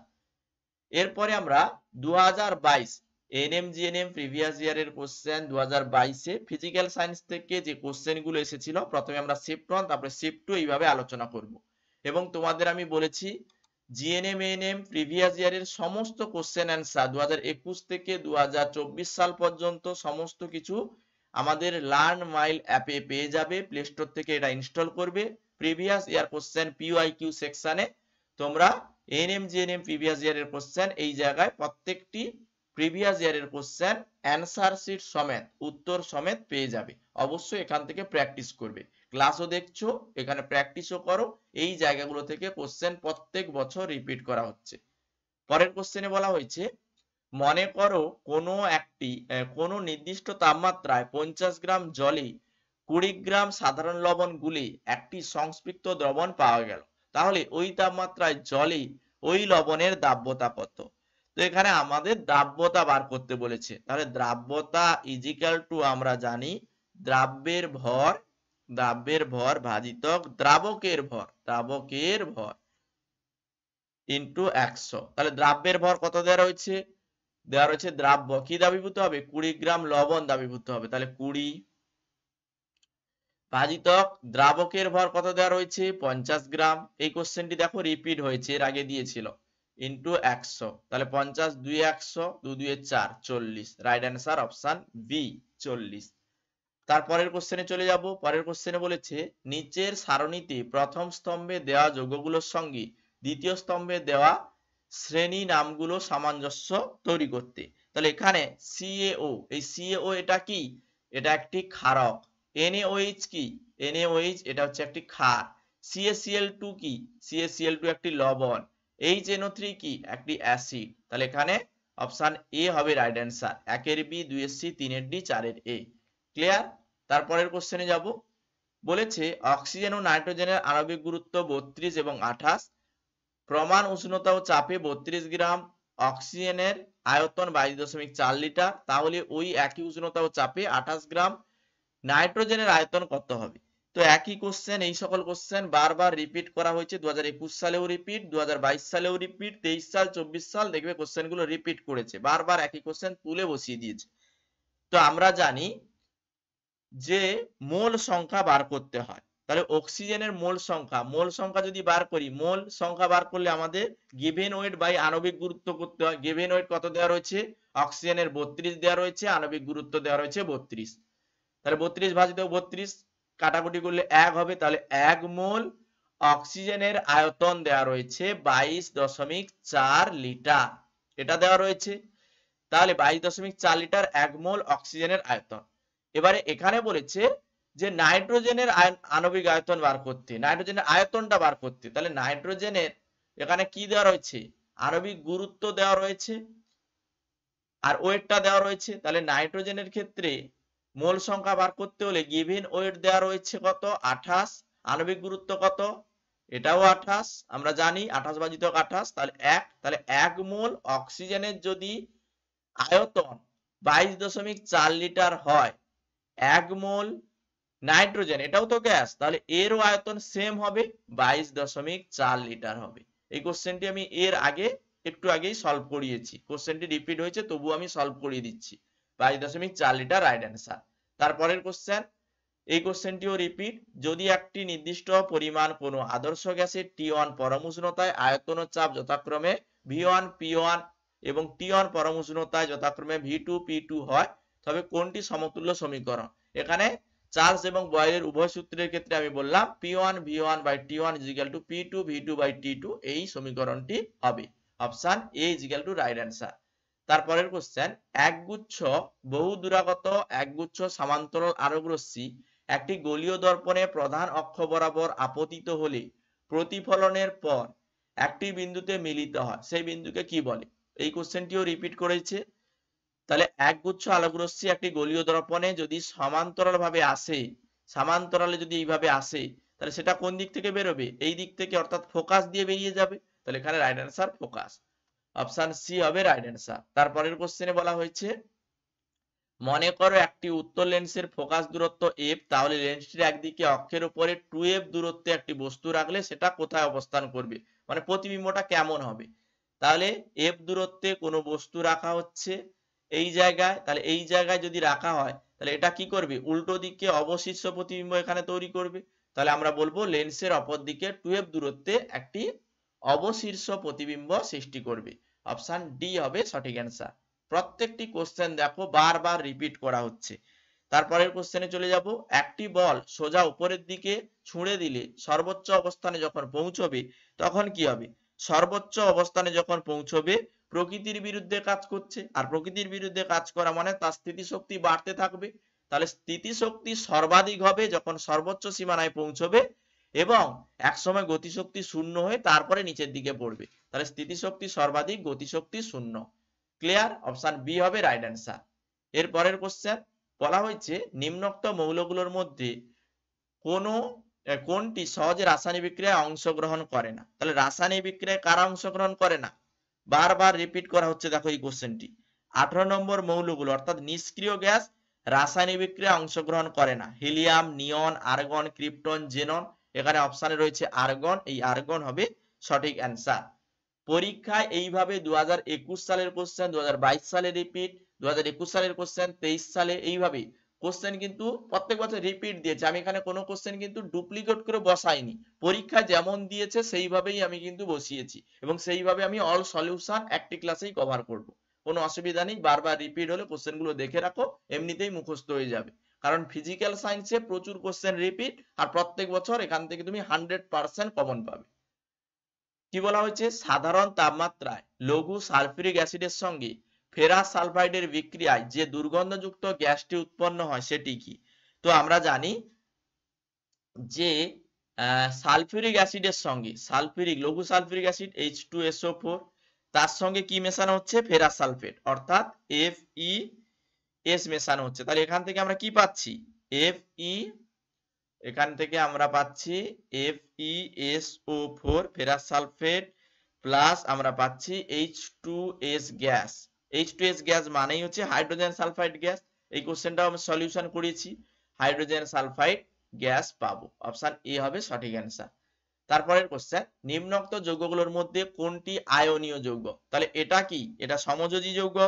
এটা কি? সমযোজী যৌগ। এটা কি? সমযোজী যৌগ। আর NaCl ভাঙলে কি হয়? Na+ যুক্ত Cl- পাওয়া যায়। তাহলে এটা কি? আয়নীয় যৌগ। তাহলে আয়নীয় যৌগ হচ্ছে NaCl। তারপরের কোশ্চেনে বলা হয়েছে একটি লাল রঙের একবর্ণী রশ্মি একটি প্রিজমের মধ্য দিয়ে গেলে অপর দিকে কি পাবে? প্রিজমের মধ্য দিয়ে যদি একবর্ণী আলোক রশ্মি যায়, সাদা গেলে বেনিয়া সহকলায় ভাগ হবে, কিন্তু শুধুমাত্র লাল কালার যাচ্ছে বলে সেই লাল কালারটাই বেরিয়ে যাবে। ঠিক আছে, তাহলে শুধুমাত্র লাল রঙের পট্টি পাওয়া যাবে। অপশন এ হবে সঠিক অ্যান্সার। তারপরের কোশ্চেন, একজন ছাত্রী 10 মিটার/সেকেন্ড সমগতিতে সাইকেল চালিয়ে স্কুলে যাচ্ছিল। স্কুলের গেটের সামনে এসে সে ব্রেক করে, 5 সেকেন্ডে থেমে যায়। ব্রেক চেপে ছাত্রীটি ব্রেকের সাহায্যে কত বল প্রয়োগ করেছিল? ধরে নাও ছাত্রী এবং সাইকেলের মোট ভর 50 কেজি। তো একইভাবে ক্যালকুলেশন করব। তো আমরা জানি যে এখানে আমাদের কি বার করতে হবে? বল বার করতে হবে। তাহলে বল ইজিক্যাল টু আমরা জানি ভর গুণিতক ত্বরণ। বল ইজিক্যাল টু ভর গুণিতক ত্বরণ। তো এখানে আমাদের ত্বরণটা প্রথমে বার করে নিতে হবে। তাহলে ত্বরণ বার করার নিয়ম কি? ত্বরণ বার করার নিয়ম হচ্ছে বেগের পরিবর্তন বাই সময়। তাহলে বেগের পরিবর্তন কতটা হয়েছে? প্রথমে 10 মিটার/সেকেন্ড সমগতিতে যাচ্ছিল, তারপরে সে থেমে গেছে, মানে তার শূন্য হয়ে গেছে ত্বরণ, ভাজিতক কি? সময়। কত সময়? 5 সেকেন্ডে থেমে গেছে, তাহলে 5 সেকেন্ড। তাহলে উপরে 10 থেকে শূন্য গেলে 10 ভাজিতক 5, ত্বরণ পাচ্ছি 5 দিয়ে 10 মিটার/সেকেন্ড স্কয়ার, এটা পাচ্ছি। তাহলে ভর গুণিতক ত্বরণ ইজিক্যাল টু বল। কত বল প্রয়োগ করেছে? তাহলে ভর কত দেওয়া রয়েছে? 50 কেজি, তাহলে বসাও 50 গুণিতক ত্বরণ কত পেয়েছি? 2, তাহলে 50 দিয়ে কত? 100, 100 নিউটন। Right answer 100 Newton. এইভাবেও ক্যালকুলেশন করতে পারো। আমি যেভাবে বলছি ওই একই পদ্ধতি করতে হবে এমনটা নয়, যেভাবে বলছি শিখে রাখো, প্রসেস গুলো একই রকমের। ঠিক আছে, তাহলে 100 নিউটন বল প্রয়োগ করেছিল। এর পরের কোশ্চেনে চলে যাব। পরের কোশ্চেনে বলেছে একটি বস্তু কোন তরলে সম্পূর্ণ নিমজ্জিত অবস্থায় ভাসমান হবে যদি, একটি বস্তু কোন তরলের উপরে সম্পূর্ণ নিমজ্জিত অবস্থায় ভাসবে যদি এর কি হয়? এর ওজন এবং প্লবতা দুটো সমান হয়। এর ওজন এবং এই যে জলের প্রবণতা দুটো যদি সমান হয়, তখন এটি কি হবে? সম্পূর্ণ নিমজ্জিত অবস্থায় ভাসবে। তাহলে রাইট অ্যান্সার বস্তুর ওজন এবং প্লবতা সমান হতে হবে। অপশন এ এখানে সঠিক অ্যান্সার। তারপরের কোশ্চেনে বলা হয়েছে একটি হিলিয়াম পরমাণুতে কি থাকে? হিলিয়াম পরমাণু, এই কোশ্চেনটিও সলিউশন করিয়েছি। Fe ভর সংখ্যা 4, পারমাণবিক ক্রমাঙ্ক 2। তাহলে এখানে আমরা কি পাবো? ভর সংখ্যা 4 পাবো, প্রোটন সংখ্যা কত পাবো? পারমাণবিক ক্রমাঙ্ক যেটা 2, ইলেকট্রন সংখ্যা কত পাবো? যেটা পারমাণবিক ক্রমাঙ্ক বা প্রোটন সংখ্যা সেটা ইলেকট্রন সংখ্যা 2, নিউটন সংখ্যা কত পাবো? ভর সংখ্যা থেকে পারমাণবিক ক্রমাঙ্ক বিয়োগ করতে হবে, 4 বিযুক্ত 2 ইজিক্যাল টু 2। তাহলে এখানে আমরা পাচ্ছি দুটো প্রোটন, দুটো নিউট্রন, দুটো electron. Right answer option D. এর পরের কোশ্চেনে বলা হয়েছে নিচের কোনটি ভেক্টর রাশি? তো ভেক্টর রাশি কাকে বলে? যে সকল রাশির মান এবং অভিমুখ দুটো রয়েছে তাকে আমরা ভেক্টর রাশি বলি। উদাহরণ সরণ, বেগ, ত্বরণ, বল, ওজন, ভরবেগ, এইগুলো হচ্ছে ভেক্টর রাশি। এই কোশ্চেনটি এর আগে রিপিট হয়েছে। দেখো ওজন একটি ভেক্টর রাশি। তারপরের কোশ্চেনে যাব, অর্থাৎ ফিজিক্যাল সায়েন্সে 2022-এ ক্যাটাগরি 2 তে যে কোশ্চেনগুলো দিয়েছিল 2 নাম্বারের, সেগুলো আমরা এক এক করে সলিউশন করব। বলেছে 100 গ্রাম ভরের একটি বলকে ভূমি থেকে সোজা ঊর্ধ্বমুখে 100 মিটার/সেকেন্ড বেগে নিক্ষেপ করা হলো। ভূমি থেকে 375 মিটার উচ্চতায় বলটির বেগ ও ত্বরণ কত হবে? ধরে নাও অভিকর্ষজ ত্বরণ 10 মিটার/সেকেন্ড স্কয়ার। তো আমাদের এখান থেকে অ্যানসারটা কিভাবে বার করতে হবে? দেখো, ওপরের থেকে নিচে পড়ছে, মানে অভিকর্ষ ত্বরণ নিচের দিকে কাজ করছে। এই বস্তুটাকে ছুঁড়ে দিয়েছি, নিচের দিকে কাজ করছে, তাহলে সেটা সবসময় নিম্নমুখী হবে। দেখো নিম্নমুখী, নিম্নমুখী, নিম্নমুখী, এটা ঊর্ধ্বমুখী রয়েছে, তাহলে এটাকে তুমি কেটে দাও। বাকি নিম্নমুখী গুলো রয়েছে। তাহলে ভর এখানে কত দেওয়া রয়েছে? ভর 100 মিটার/সেকেন্ড। আর সরণ কত দেওয়া রয়েছে? সরণ দেওয়া রয়েছে 375 মিটার দেওয়া রয়েছে। আর প্রাথমিক বেগ কত দেওয়া রয়েছে? প্রাথমিক বেগ ইউ এর মান দেওয়া রয়েছে 100। প্রাথমিক বেগ 100 দেওয়া রয়েছে, ঊর্ধ্বমুখী 100 মিটার পার সেকেন্ড বেগে নিক্ষেপ করা হয়েছে 100। তাহলে এটা পেয়ে গেছি। তাহলে ভরও 100, ভর এখানে দেওয়া রয়েছে, সরি ভর এখানে, আর ঊর্ধ্বমুখে এইটা বেগ দেওয়া রয়েছে। তাহলে এখানে আমরা জানি যে v square is equal to you square plus 2as, 2as বসাতে হবে, ঠিক আছে? এই ক্যালকুলেশনটা এই জায়গায় একটু মানে কারেকশন করবে। 2as, আর এ মানে এখানে অ্যাকচুয়ালি জি এর কথা বলা হচ্ছে, কারণ মন্দন হচ্ছে এখানে, হচ্ছে নিচের দিকে পড়ছে। তাহলে এখানে আমরা কি করব? ভি স্কয়ার এর মান বসাবো। তাহলে v square is equal to u এর মান কত দেওয়া রয়েছে? ইউ মানে আমরা কি পেয়েছি? প্রাথমিক বেগ কত দেওয়া রয়েছে? 100, 100 স্কয়ার প্লাস 2as, 2as, 2 এ মানে এখানে আমরা জি এর মান বলছি, জি এর ভ্যালু কত দেওয়া রয়েছে? 10 মিটার পার সেকেন্ড। তাহলে 2 গুণিতক 10, সরণ এখানে কত দেওয়া রয়েছে? 375 মিটার পার সেকেন্ড, 375। তাহলে এটাকে ক্যালকুলেশন করো। এখানে নিচের দিকে পড়ছে, সরণ হচ্ছে বলে এই প্লাসের জায়গায় মাইনাস হয়ে যাবে, কারণ এটাকে আমি জি তে পরিণত করেছি, নিচের দিকে পড়ছে এই জন্য, ঠিক আছে? এই জন্য মাইনাস হয়ে যাচ্ছে, ঠিক আছে? এরপরে এখানে আমরা 100 স্কয়ার মানে 1000, একের পিঠে 4টে শূন্য মানে 10,000, ডবল হবে, দুটো শূন্য রাখলে 4টে শূন্য, বিযুক্ত 375 গুণিতক 10 দিয়ে 20। তো টোটাল আমরা পাবো, বিযুক্ত এখান থেকে আমরা পাবো 7500। তোমরা ক্যালকুলেশনটা করবে। তাহলে এখান থেকে আমরা 1000 থেকে 750 বিয়োগ করলে পাবো শুধুমাত্র, এখানে আমরা ভি স্কয়ারের মান আমরা কি পাবো? শুধুমাত্র 50 মিটার পার সেকেন্ড। তাহলে শুধুমাত্র 50 মিটার পার সেকেন্ড আমরা বেগ 50 মিটার পার সেকেন্ড ঊর্ধ্বমুখে, ত্বরণ 10 মিটার পার সেকেন্ড নিম্নমুখে, বেগ 10 মিটার পার সেকেন্ড নিম্নমুখে, ত্বরণ 10 মিটার পার সেকেন্ড নিম্নমুখে, এটাই তো বলা হয়েছে, ঠিক আছে? অভিকর্ষ ত্বরণ তো দেওয়া রয়েছে 10 মিটার পার সেকেন্ড, তাহলে এটা ঠিক আছে। তাহলে 50টা বার করে নিয়েছি মিটার পার সেকেন্ড স্কয়ার, এটাই হবে রাইট অ্যান্সার। অর্থাৎ এ এবং বি দুটো অপশন সঠিক, যেহেতু 2 নাম্বারের কোশ্চেন, ক্যাটাগরি 2 এর কোশ্চেন, এখানে একটি বা দুটো অপশন সঠিক হয়, বা তিনটি অপশনও সঠিক হতে পারে। তাহলে অপশন এ বি দুটো সঠিক। তারপরের কোশ্চেনে বলা হয়েছে যখন কোনো গায়ক ও আনুষঙ্গিক বাদ্যযন্ত্র বাদকরা একই সুরে গায় ও বাজায় তখন সেটা কি হয়? তো আমরা জানি যখন একই সুরে বাজাবে তখন সমস্ত তরঙ্গগুলোর প্রকৃতি সম্পূর্ণ একই রকমের হবে না, ভুল। উদ্ভূত সমস্ত শব্দ তরঙ্গগুলোর মূল সুর এক থাকবে, একদম ঠিক, মূল সুর একদম থাকবে, একই থাকবে, এবং উহাতে অবস্থিত অন্যান্য কম্পাঙ্কের শব্দ তরঙ্গগুলো বিভিন্ন রকমের হবে, ঠিক আছে? বিভিন্ন রকমের হবে। অর্থাৎ অপশন বি এবং সি, উদ্ভূত সমস্ত শব্দ তরঙ্গগুলোর মূল সুর এক হবে, উহাদের মধ্যে অবস্থিত অন্যান্য কম্পাঙ্কের শব্দ তরঙ্গগুলোর প্রকৃতি বিভিন্ন রকমের হবে। অপশন বি এবং সি দুটো অ্যান্সার সঠিক পাচ্ছি। এর পরের কোশ্চেনে বলা হয়েছে নিচের কোন ক্ষেত্রে দুটি বস্তুর মধ্যে মহাকর্ষজ বলের মান 4 গুণ বৃদ্ধি পেতে পারে? তাহলে অভিকর্ষজ, এখানে বলেছে নিচের কোন ক্ষেত্রে দুটো বস্তুর মধ্যে মহাকর্ষজ বলের মান 4 গুণ বৃদ্ধি হতে পারে? কখন হতে পারে? যদি কোনো একটি বস্তুর ভর 4 গুণ বৃদ্ধি পায়, এটা ঠিক। যদি দুটোরই ভর দ্বিগুণ বৃদ্ধি পায়, এটাও ঠিক। যদি দুটো বস্তুর মধ্যে দূরত্ব 4 গুণ বৃদ্ধি পায় তাহলে 4 গুণ তার বলের মান বৃদ্ধি পাবে। তাহলে right answer option A B C, তিনটি অপশন এখানে সঠিক অ্যান্সার, ঠিক আছে? এখানে সি অ্যান্সারটা দেখো, দুটো বস্তুর মধ্যে 4 গুণ বৃদ্ধি পায় না, দূরত্ব অর্ধেক হলে হবে, 4 গুণ বৃদ্ধি পেলে তো সেটা 8 গুণ হয়ে যাচ্ছে, এটা নয়, সি নয়, ডি হবে। এ বি ডি তিনটে অপশন সঠিক হবে, সি হবে না। তারপরের কোশ্চেনে বলা হয়েছে ওজন ডাব্লিউ গ্রাম ও প্রতিটি ধার এল সেমি বিশিষ্ট একটি ফাঁপা ও পাতলা ধাতব ঘনককে একটি পরিষ্কার জলাধারে আস্তে আস্তে ছেড়ে দেওয়া হলে নিচের কোন রকম উক্তিটি সঠিক হবে? নিচের কোন কোন উক্তি সঠিক হবে? তো আমরা জানি যদি W1 is equal to W2 হয় তাহলে নিমজ্জিত অবস্থায় ভাসবে। আবার যদি W1 W2 থেকে বড় হয় তখন সেটা কি হবে? ডুবে যাবে। আর যদি W1 W2 এর থেকে ছোট হয় তখন সেটা কি হবে? ভাসবে। তাহলে এখানে যে অপশনগুলো দেওয়া রয়েছে, যদি WL3 থেকে ছোট হয় তাহলে সেটা কি হবে? ভাসবে, এটাই তো বললাম, ভাসবে, এটা ঠিক।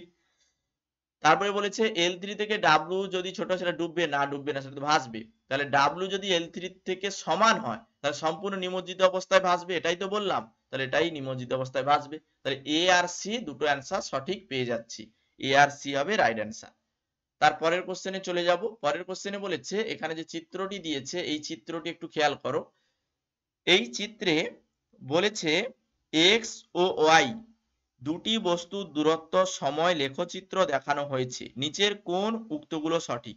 তো আমরা জানি যে যদি কোণ বেশি হয়, যদি কোণ বেশি হয় তাহলে তার কি হবে, নতি বেশি হবে, আর নতি বেশি হলে গতিও বেশি হবে। তাহলে এখানে যে অপশনগুলো দেওয়া রয়েছে খেয়াল করে দেখো যে y এর প্রাথমিক দ্রুতি x এর প্রাথমিক দ্রুতির থেকে বেশি। y এর প্রাথমিক দ্রুতি কি x এর থেকে বেশি না কম? তাহলে এটা ভুল রয়েছে। তারপরে বলেছে y সমবেগে চলে, একদম ঠিক। y কি হয়েছে, সমবেগে চলছে, সমবেগে চলছে। আর কি দেওয়া রয়েছে, আর কি দেওয়া রয়েছে, x সমত্বরণে চলে, না x সমত্বরণে চলছে না। তারপরে বলেছে t1 সময়ের পরে y এর বেগ x এর বেগের থেকে বেশি। t1 সময়ের পরে x এর বেগ, t1 সময়ের পরে y এর বেগ x এর বেগের থেকে বেশি। হ্যাঁ বেশি বলেই তো সোজা উপরের দিকে যাচ্ছে, এটাই জন্য ঝুলে পড়েছে। তাহলে রাইট অ্যান্সার অপশন ডি। তাহলে আমরা দুটো অ্যান্সার এখানে সঠিক পাচ্ছি। এক হচ্ছে অপশন বি, y সমবেগে চলে, t1 সময়ের পরে y এর বেগ x এর বেগের থেকে বেশি। বি আর ডি দুটো অ্যান্সার সঠিক অ্যান্সার হবে। এরপরে আমরা জিএনএম প্রিভিয়াস ইয়ারে 2022 এর শিফট 2 এ যে কোশ্চেন গুলো দিয়েছিল ভৌত বিজ্ঞান থেকে এক এক করে সলভ করছি। এখানে দেখো প্রচুর কোশ্চেন বিগত বছরের কোশ্চেন গুলো থেকে রিপিট করা হচ্ছে, এক এক করে দেখলে বুঝতে পারবে। এখানে এআর 4018, কে 4019, সিএ 4020 এই তিনটি মৌলকে কি বলা হয়? তো আমরা জানি যে সকল মৌলের ভর সংখ্যা সমান, যে সকল মৌলের ভর সংখ্যা সমান তাদের আমরা আইসোবার বলি। তাহলে এখানে আইসোবার হবে রাইট অ্যান্সার। যদি প্রোটন সংখ্যা সমান হতো আইসোটোপ, নিউটন সংখ্যা সমান হলে আইসোটোন হতো। এর পরের কোশ্চেনে বলেছে অক্সিজেন, হাইড্রোজেন এবং সালফারের আণবিক গুরুত্ব 32, 2, 32, তবে সালফিউরিক অ্যাসিডের আণবিক গুরুত্ব কত? তো সালফিউরিক অ্যাসিড মানে H2SO4, এর আণবিক গুরুত্ব বার করতে বলেছে। তাহলে H2 রয়েছে, H2 এর আণবিক গুরুত্ব কত? 2 দেওয়া রয়েছে, 2 যুক্ত S অর্থাৎ সালফারের আণবিক গুরুত্ব কত? 32 দেওয়া রয়েছে, তাহলে 32। এবং অক্সিজেনের আণবিক গুরুত্ব কত? O2 এর আণবিক গুরুত্ব হচ্ছে 32, এখানে SO4 4 দেওয়া রয়েছে, এই জন্য 32 গুণিতক 2 64। তাহলে এখানে আমরা কি পাবো, 2 যুক্ত 32 যুক্ত গুণের কাজ আগে হবে, 32 দিয়ে 64 যোগ করো, যোগ করলে আমরা পাবো 4 2 6 7 8 8 6 3 9 98। তাহলে রাইট অ্যান্সার আণবিক গুরুত্ব হবে 98। এই কোশ্চেনটি এর আগেও আমি সলভ করেছি। তারপরের কোশ্চেনে বলা হয়েছে নিচের সারণীতে প্রথম স্তম্ভে দেওয়া বস্তুগুলোর সঙ্গে দ্বিতীয় স্তম্ভে দেওয়া বস্তুগুলোর সামঞ্জস্য নির্ণয় করো। তাহলে এখানে নুন জল রয়েছে, এই নুন জলটা কি? নুন জলটা হচ্ছে একটি দ্রবণ। ধোঁয়াটা কি? একটি কলয়েড। মাখনটা কি? মাখনটা হচ্ছে ইমাস্কুলেশন। আর মাটিটা হচ্ছে মিশ্রণ। তাহলে 1 এর সি, 2 এর ডি, 3 এর বি, 4 এর এ হচ্ছে, তাহলে অপশন এ হবে এখানে সঠিক অ্যান্সার। তারপরের কোশ্চেনে বলা হয়েছে জলের বুদবুদ সর্বদাই গোলাকৃতি হয়, অন্য কোনো আকারের হয় না, জলের কোন ধর্ম এর জন্য দায়ী? জলের বুদবুদ সবসময় গোলাকার হয় কি কারণে? পৃষ্ঠীয় টানের জন্য। পৃষ্ঠটান কি? প্রবাহের পৃষ্ঠে স্থিতিস্থাপক একটি প্রবণতা, সবসময় সেটাকে কি করে? সংকুচিত করতে চায়, তাহলে সেটাই হবে পৃষ্ঠটান। জলের বুদবুদ সর্বদাই গোলাকৃতি হয়, অন্য কোনো আকারের হয় না, এর কারণ হচ্ছে পৃষ্ঠটান। অপশন এ হবে এখানে রাইট অ্যান্সার। তারপরের কোশ্চেন বলেছে একটি জলের পাম্প 50 মিনিটে 6 মিটার উচ্চতায় রাখা একটি 500 লিটার জলের ট্যাঙ্কে জল তুলে ভর্তি করতে পারে, পাম্পটির ক্ষমতা কত? তাই ক্ষমতা এখানে বার করতে বলেছে। তো ক্ষমতা ইজিক্যাল টু আমরা কি জানি, যে ক্ষমতা ইজিক্যাল টু আমরা জানি মোট শক্তি ভাজিতক সময়।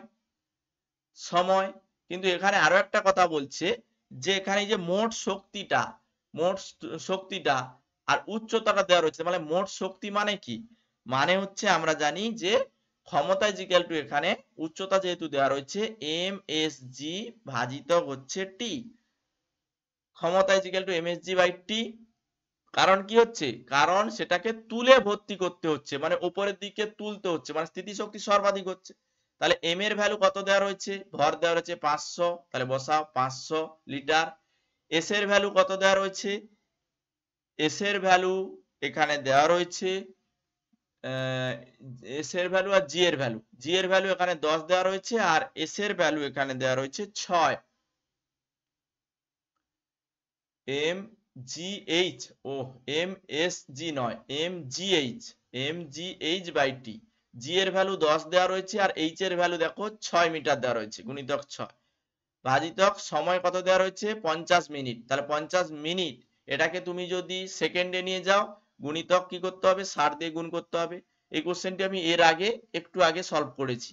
তাহলে এই শূন্য কাটা, এই শূন্য কাটা, এই 5 কাটা, এই 6 কাটা, তাহলে 10, তাহলে ক্ষমতা হবে 10 watt. Right answer option A. তারপরের কোশ্চেনে চলে যাব, বলা হয়েছে 0 ডিগ্রি সেলসিয়াস তাপমাত্রায় 10 গ্রাম বরফকে 800 ক্যালোরি তাপ প্রয়োগ করলে সেটা কি হবে। তাহলে 0 ডিগ্রি সি তাপমাত্রায় 10 গ্রাম বরফকে 800 ক্যালোরি তাপ প্রয়োগ করা হচ্ছে, মানে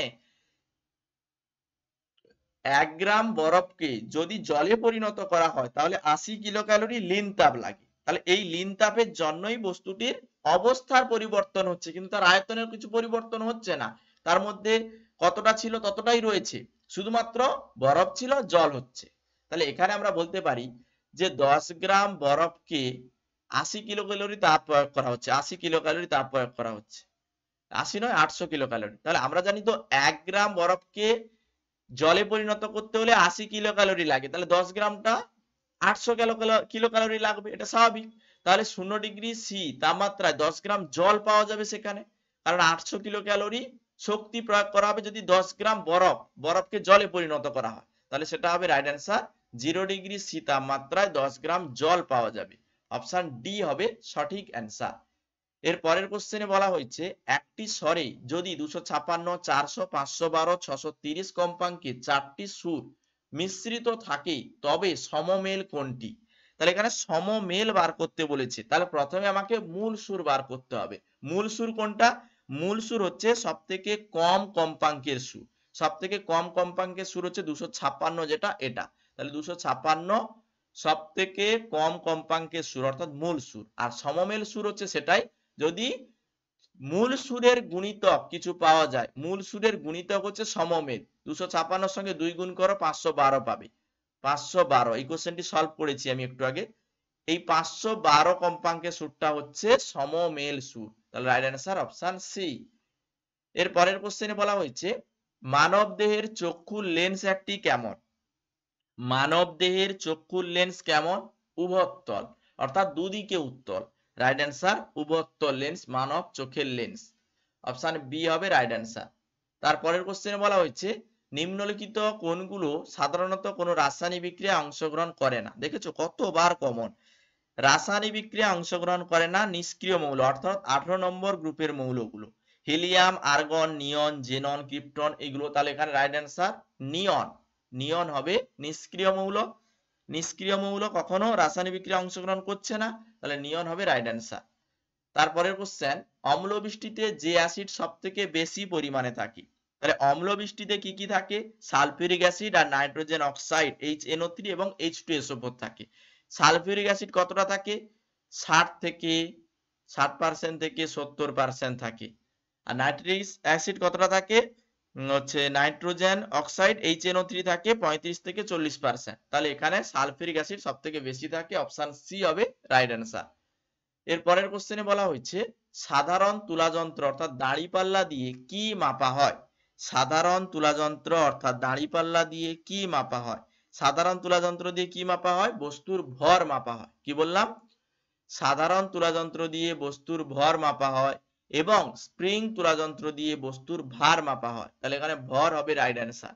ঠিক আছে, বস্তুর ভর মাপা হয় সাধারণ তুলাযন্ত্র অর্থাৎ দাঁড়িপাল্লা দিয়ে। এর পরের কোশ্চেনে বলেছে এক ব্যক্তি একটি 10 মিটার বাহু বিশিষ্ট বর্গাকার মাঠের চারপাশে 10 সেকেন্ডে একবার ঘুরে এলে তার গড় দ্রুতি ও মোট সরণ কত হবে? তাহলে বর্গাকার মাঠ রয়েছে, তার চারপাশে ঘুরছে একজন ব্যক্তি, তাহলে চারদিকে ঘুরে এসে আবার এই জায়গায় চলে এসছে, মানে কি তার সরণ হয়েছে? কি তার সরণ হয়নি। কারণ কি আমরা জানি প্রাথমিক অবস্থান এবং অন্তিম অবস্থান যদি সমান হয়, প্রাথমিক অবস্থান এবং অন্তিম অবস্থান যদি একই হয়, তাহলে সেখানে কোনো সরণ হয় না। কারণ এখানে আমি কোনো সরণ দেখতে পাচ্ছি না, একই জায়গায় ছিল আবার এই জায়গায় চলে এসছে। ঠিক আছে, তাহলে সরণ শূন্য, তাহলে সরণ শূন্য হয়ে গেছে, এটা পেয়েছি, পরীক্ষার হলে দাগ করব। কিন্তু এখানে আরো একটা কথা বলেছে গড় দ্রুতি বার করতে।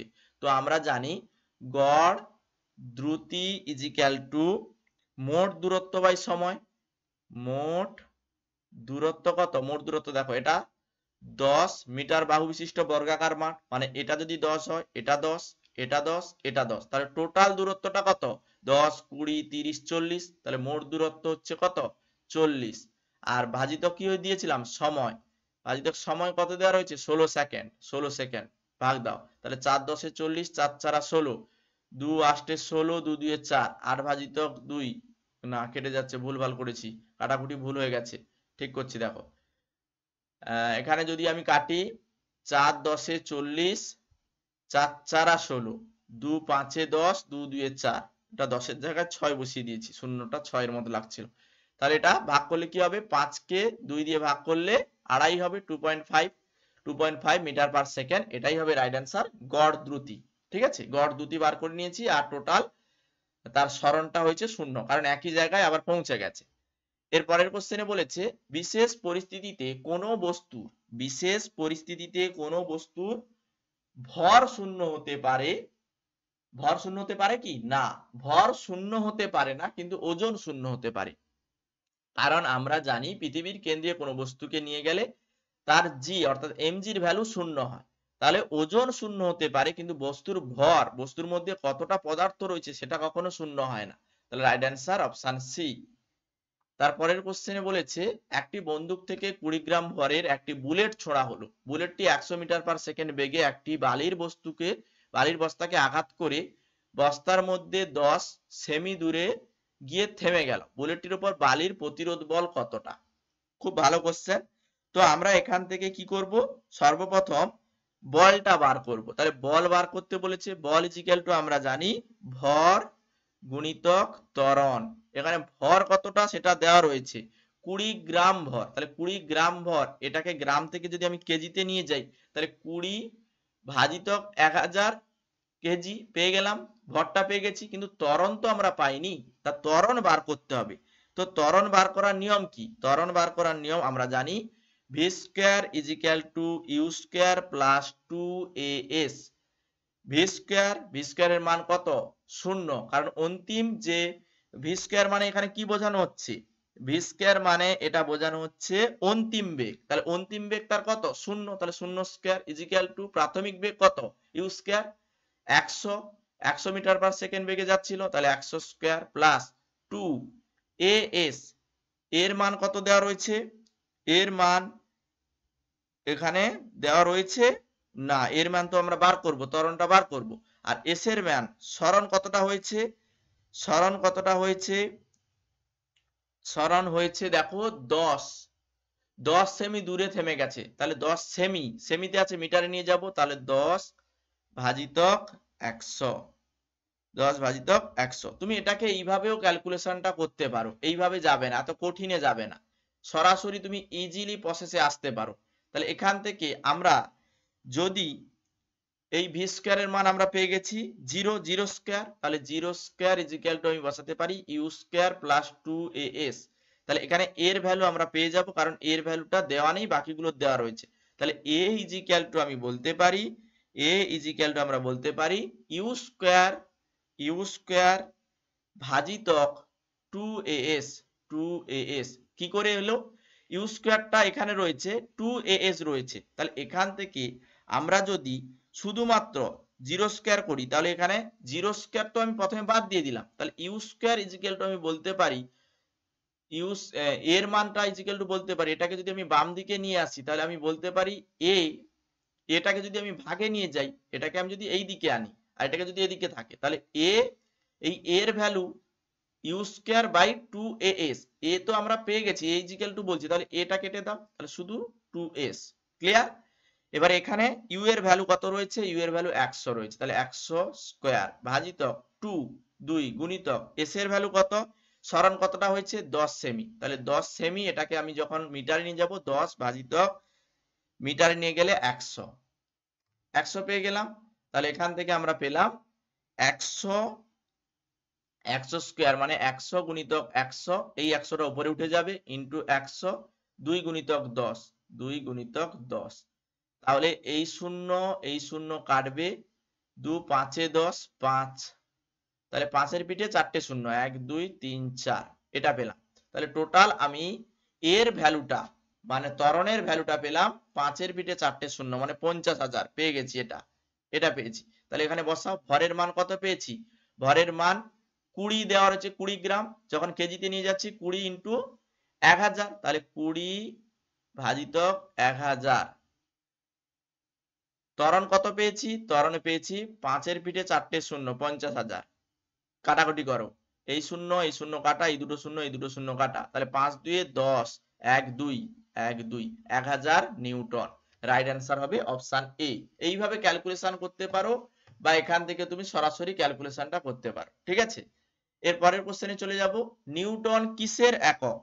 এখানে বলেছে নিউটন কিসের একক। আমরা জানি নিউটন হচ্ছে বলের একক, সিজিএস পদ্ধতিতে বলের একক ডাইন, এসআই পদ্ধতিতে কি নিউটন, তাহলে রাইট অ্যান্সার হবে নিউটন, বলের একক নিউটন। তারপরে আমরা 2022-এ ক্যাটাগরি 2 তে যে কোশ্চেন গুলো দিয়েছিল এক এক করে সলভ করছি। এখানে বলেছে জি এর মান সম্পর্কে নিচের কোন কোন উক্তিগুলো সঠিক? জি এর মান সম্পর্কে সঠিক উক্তি বার করতে বলেছে। পৃথিবী পৃষ্ঠে সর্বত্রই এর মান সমান, ভুল। কোনো একটি অক্ষাংশ রেখায় সর্বত্র এর মান সমান হয়, একদম ঠিক, কারণ যত উপরের দিকে উঠবো তত বাড়বে, কোন একটি নির্দিষ্ট অক্ষাংশে সমান থাকবে। নিরক্ষরেখা সর্বত্র এর মান সমান, একদম ঠিক। উত্তর ও দক্ষিণ মেরুতে এর মান শূন্য, না, ভুল। তাহলে এখানে অপশন বি এবং অপশন সি দুটো অ্যান্সার সঠিক পাচ্ছি। এর পরের কোশ্চেনে বলেছে একটি বিশাল তুলোর বস্তা ও একটি ছোট লোহার টুকরো দুটোরই ওজন 1 কেজি, সেক্ষেত্রে নিচের কোন কোন উক্তিগুলো সঠিক? কোন কোন উক্তি এখানে সঠিক রয়েছে? তো আমরা জানি একটি বিশাল তুলোর বস্তা একটি ছোট লোহার টুকরো যদি হয় তাহলে তার আয়তনটা কার বেশি হবে? আয়তনটা তুলোর বস্তার বেশি হবে। তাহলে আমরা বলতে পারি যে আসলে তুলোর বস্তাটির ভর সামান্য হলেও বেশি, ভর বেশি মানে আয়তনটা একটু বেশি, সেটাই বলছে। কিন্তু ওজন এর কিন্তু ওজন দুটোরই সমান। তারপরে বলেছে যেহেতু তাদের ওজন সমান তাদের ভরও সমান, না, ভর একটু হলেও বেশি হবে। লোহার টুকরোটির ভর সামান্য হলেও বেশি, তাও নয়।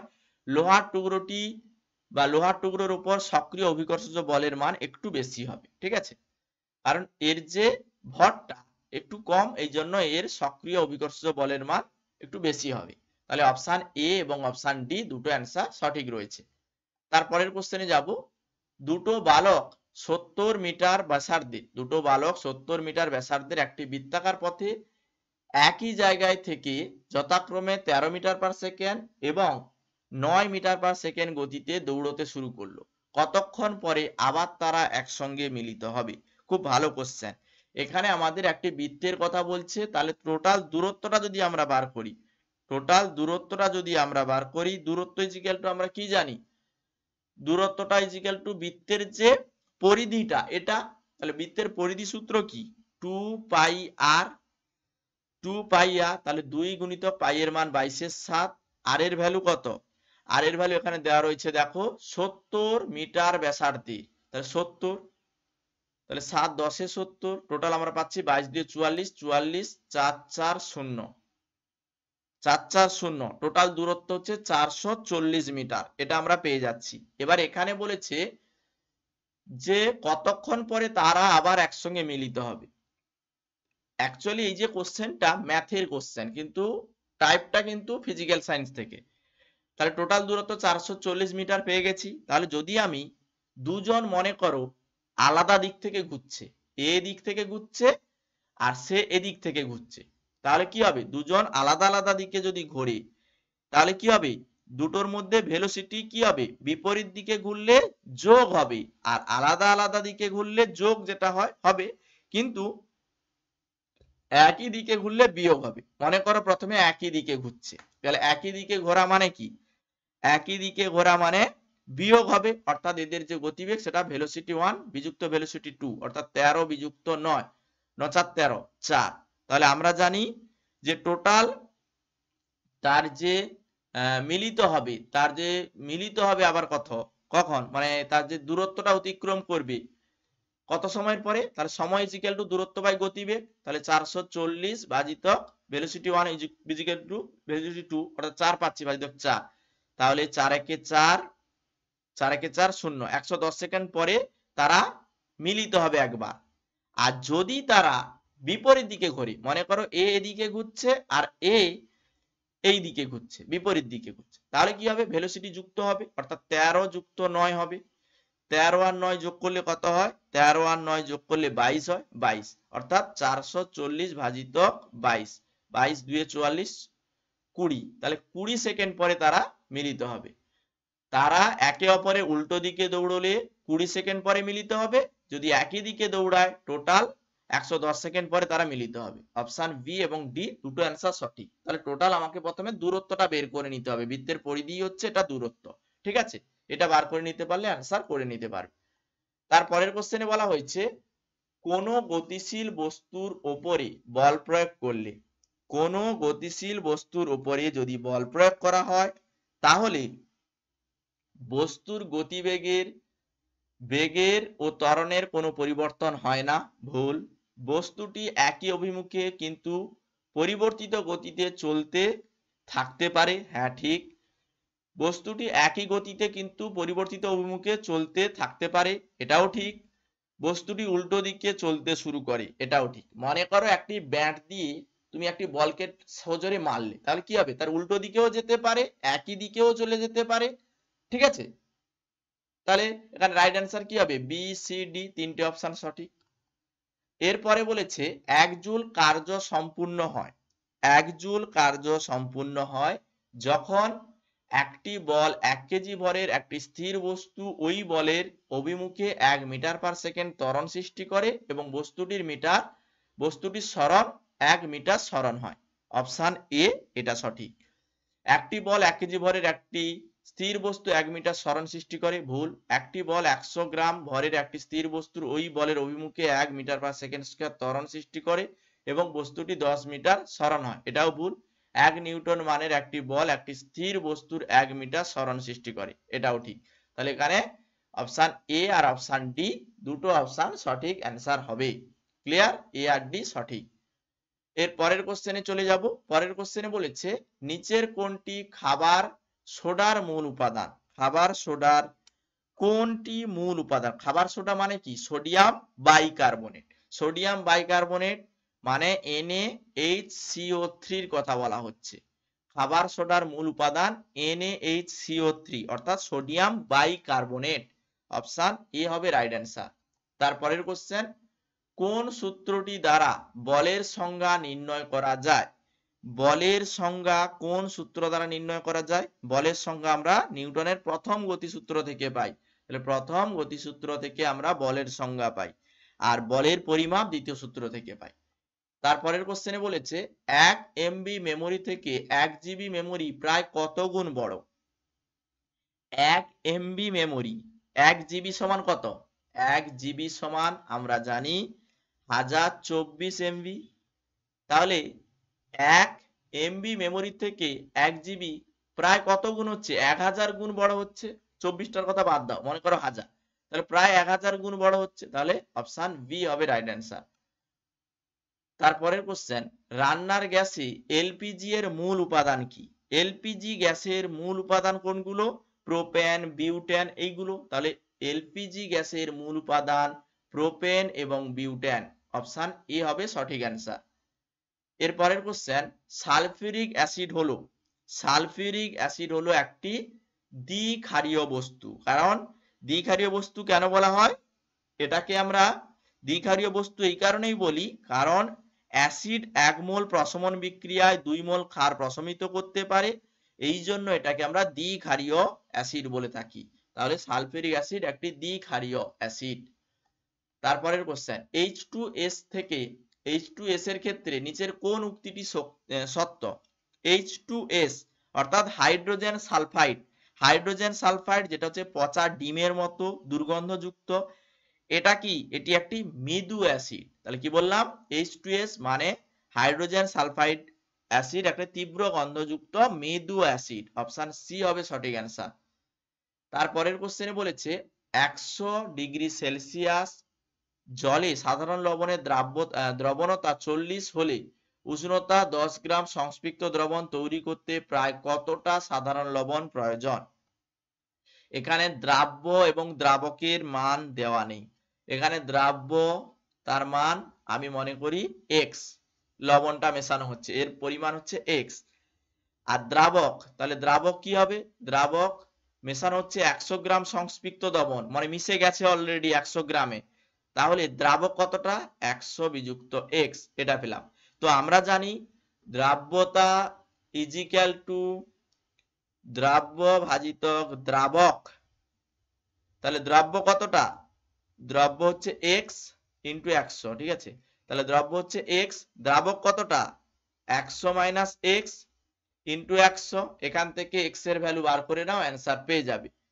এখান থেকে x এর ভ্যালু বের করে নাও, অ্যান্সার পেয়ে যাবে। কারণ এখানে তো দেয়া রয়েছে দ্রবণতা 40, দ্রবণতা 40 অর্থাৎ ইজিক্যাল টু 40। তাহলে 100 গুণিতক x, তাহলে এখানে আমরা পাবো 100x ভাজিতক 100 মাইনাস x ইজিক্যাল টু 4, নিচে কিছু নেই মানে 1। এখানে 100 আর x গুণ করলে 100x, তাহলে এখান থেকে আমি পাচ্ছি, এটা আমি ক্যালকুলেশনটা এই জায়গায় করছি। তাহলে কড়াকড়ি গুণ করো, 100x is equal two 100 4 400 minus 4x, এক্সটাকে এদিকে নিয়ে আসলে প্লাস হবে, অর্থাৎ 104x is equal to 400, x is equal to 400 ভাজিতক 104। কাটাকুটি করো, কাটাকুটি করো, অ্যান্সার পেয়ে যাবে। তাহলে এটাখানে যদি আমি কাটাকুটি করো, কাটাকুটি করি, 2 2 এ 4, 200, 2 5 এ 10, 2 2 এ 4, 200 ভাজিতক 52, 2 1 এ 2 0 0, 2 1 এ 2 0 0, আর এটাকে যদি কাটি 2 2 এ 4, 2 6 12, 2 2 এ 4, 2 6 12, 26। এটাকে যদি আবার কাটি 50, নিচে হবে 2 1 এ 2, 2 3 এ 6, 13। মোটামুটি এটাকে কাটাকুটি করে ক্যালকুলেশন করলে তোমার অ্যান্সার হবে 28.57, 28.57 হবে, ঠিক আছে? ক্যালকুলেশনটা করবে এইভাবে, সলিউশনটা করবে, ঠিক আছে? 28.57 অ্যান্সার হবে, যেটা অপশন এ তে রয়েছে। তারপরের কোশ্চেনে চলে যাব। পরের কোশ্চেন কি বলেছে? দুধ একটি কি? দুধ একটি কলয়েড। কারণ কলয়েডের সংজ্ঞায় আমরা জেনেছিলাম যে সকল অবস্থা বা পদার্থের একটি অবস্থা যেখানে পদার্থের অণুগুলোর ব্যাস 10⁻⁷ থেকে 10⁻⁵ ব্যাস বিশিষ্ট হয়ে থাকে, যেমন পাতলা ভাতের ফ্যান, তারপরে যে গদের আঠা, ধোঁয়াশা, দুধ, সাবানের ফেনা, এগুলো কি? কলয়েড। তাহলে রাইট অ্যান্সার অপশন সি। এর পরের কোশ্চেনে চলে যাব। বলেছে একটি পাত্র কানায় কানায় পূর্ণ করে একটি তরল রাখা আছে। দেখা গেল পাত্রটি উত্তপ্ত বা ঠান্ডা করলেও সর্বদাই কানায় কানায় পূর্ণ থাকে। পাত্রের উপাদানের দৈর্ঘ্য প্রসারণ গুণাঙ্ক এ অর্থাৎ আলফা হলে ওই তরলের প্রকৃত প্রসারণ গুণাঙ্ক কত? তো আমরা জানি আলফা, এটা ইজিক্যাল টু গামা বাই হচ্ছে 3। তাহলে শুধুমাত্র গামার মান বার করতে বলেছে, গামা ইজিক্যাল টু আলফা 3 অর্থাৎ 3 আলফা। তাহলে এখানে 3 আলফা, যেটা অপশন ডি তে রয়েছে, এটাই রাইট অ্যান্সার। তাহলে অপশন ডি হবে সঠিক অ্যান্সার।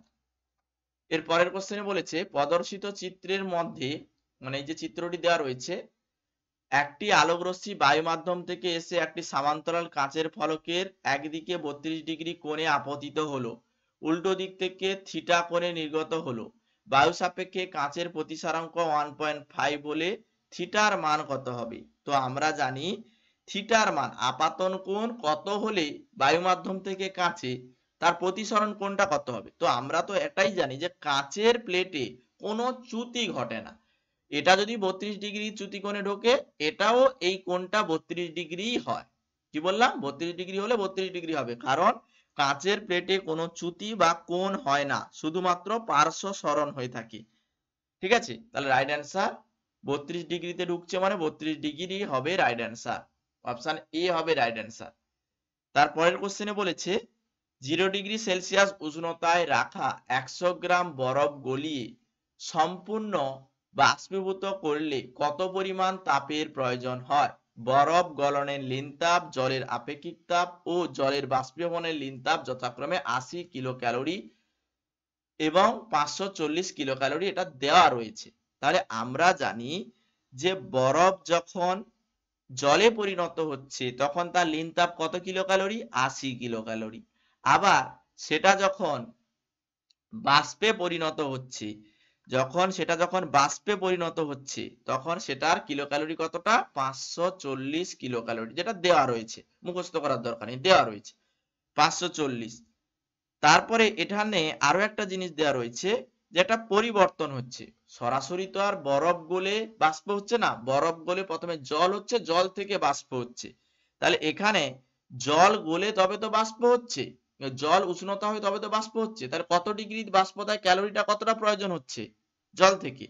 তো আমরা জানি যে 0 ডিগ্রি সেলসিয়াস উষ্ণতা থেকে 100 ডিগ্রি সেলসিয়াস উষ্ণতায় আমরা জলকে বাষ্পে পরিণত করতে পারি।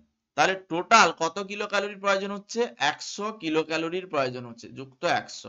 তাহলে টোটাল যে ক্যালোরিটা পাবো সেটাই হচ্ছে আমাদের এখানে যেটা বার করতে বলেছে, বাষ্পীভবন করতে কত পরিমাণ তাপের প্রয়োজন হবে সেটা। তাহলে এখানে 0, 4, 8, 5, 13, 14, এখানে আমরা পাচ্ছি ভুলভাল যোগ হয়েছে, দাঁড়াও একটু ঠিক করে যোগ করি। তাহলে টোটাল আমরা কি পেলাম? 80, 100 আর 540। 80, 100, 540, 80টা এই জায়গায় বসালে হয়ে যাবে। তাহলে 0, 8, 4, 12, 2 হাতে 1, 5, 1, 6, 1, 7, 720। তাহলে টোটাল 720 কিলো ক্যালোরি শক্তির প্রয়োজন হচ্ছে। এটা হচ্ছে 1 গ্রাম জলের উপরে, কিন্তু এখানে আরো একটা কথা বলেছি, 100 গ্রাম বরফ গলিয়ে। তাহলে 1 গ্রাম জল গলিয়ে তাকে বাষ্পে পরিণত করতে 700 কিলো ক্যালোরি শক্তির প্রয়োজন হচ্ছে। তাহলে 100 গ্রাম হলে কত হবে? তাহলে 100 গুণ হয়ে যাবে, 100 গুণিতক 720। তাহলে 7, 2, 0, 1, 2, দুটো শূন্য, 7000, 72,000 হবে এখানে রাইট অ্যান্সার। 72,000 মানে 72 কিলো ক্যালোরি। 72,000 কিলো ক্যালোরি মানে হচ্ছে এখানে 72 কিলো ক্যালোরি। 72,000 ক্যালোরি মানে 72 কিলো ক্যালোরি। ঠিক আছে, অপশন এ হবে রাইট অ্যান্সার। তারপরের কোশ্চেনে বলা হয়েছে 1 ন্যানোমিটার সমান কত? 1 ন্যানোমিটার সমান, আমরা জানি ন্যানোমিটার হচ্ছে পরিমাপের একক, এটা হচ্ছে মেট্রিক পদ্ধতি। তাহলে 1 ন্যানোমিটার সমান 10 টু দি পাওয়ার 9 মিটার। কি বললাম? 1 ন্যানোমিটার সমান 10 to the power 9 metre. Option C হবে রাইট অ্যান্সার। তারপরের কোশ্চেনে বলেছে জিপিএস শব্দের অর্থ কি? জিপিএস, জিপিএস কেন ব্যবহার করা হয়? কোন স্থানে অবস্থান, গতি, সময় নির্ণয় করার জন্য জিপিএস ব্যবহার করা হয়। অর্থাৎ গ্লোবাল পজিশনিং সিস্টেম হিসেবে জিপিএস ব্যবহার করা হয়। অর্থাৎ জিপিএস এর ফুল ফর্ম হচ্ছে গ্লোবাল পজিশনিং সিস্টেম। জিপিএস শব্দের অর্থ, এটা ফুল ফর্ম বললেই হবে। ঠিক আছে, অপশন সি এখানে রাইট অ্যান্সার। তারপরের কোশ্চেন, পৃথিবীর বায়ুমণ্ডলের মূল অংশ কি? পৃথিবীর বায়ুমণ্ডলে সব থেকে বেশি পরিমাণে কি রয়েছে? Nitrogen gas. কত পরিমাণে? প্রায় 78%। তাহলে সব থেকে বেশি পরিমাণ রয়েছে নাইট্রোজেন। অপশন ডি হবে সঠিক অ্যান্সার। তারপরের কোশ্চেন, বল এবং বেগের গুণফলকে কি বলা হয়? বল এবং বেগের গুণফলকে কি বলে? বল এবং বেগের গুণফলকে আমরা ক্ষমতা বলি। কেন? কারণ বল গুণিতক বেগ, বল গুণিতক বেগ, ঠিক করে লিখছি, বল গুণিতক হচ্ছে বেগ। তাহলে বল গুণিতক বেগ আছে, তাহলে আমরা জানি বল গুণিতক বেগ, বেগ মানে কি? সরণ বাই হচ্ছে সময়। তো আমরা বল গুণিতক সরণকে কি বলি? কৃতকার্য, কৃতকার্য বাই সময়। তাহলে এটাকে আমরা কি দ্বারা প্রকাশ করি? ক্ষমতা দ্বারা প্রকাশ করি, ক্ষমতা। তাহলে ক্ষমতা ইজ ইকুয়াল টু কৃতকার্য বাই সময়, তাহলে আমরা বলতে পারি বল এবং বেগের গুণফল থেকে আমরা ক্ষমতা পাবো। রাইট অ্যান্সার ক্ষমতা, অপশন বি হবে রাইট অ্যান্সার। তারপরে আমরা 2023-এ যে 2 নম্বরের কোশ্চেন গুলো ক্যাটাগরি 2 এর যে কোশ্চেন গুলো ছিল এক এক করে সলভ করছি।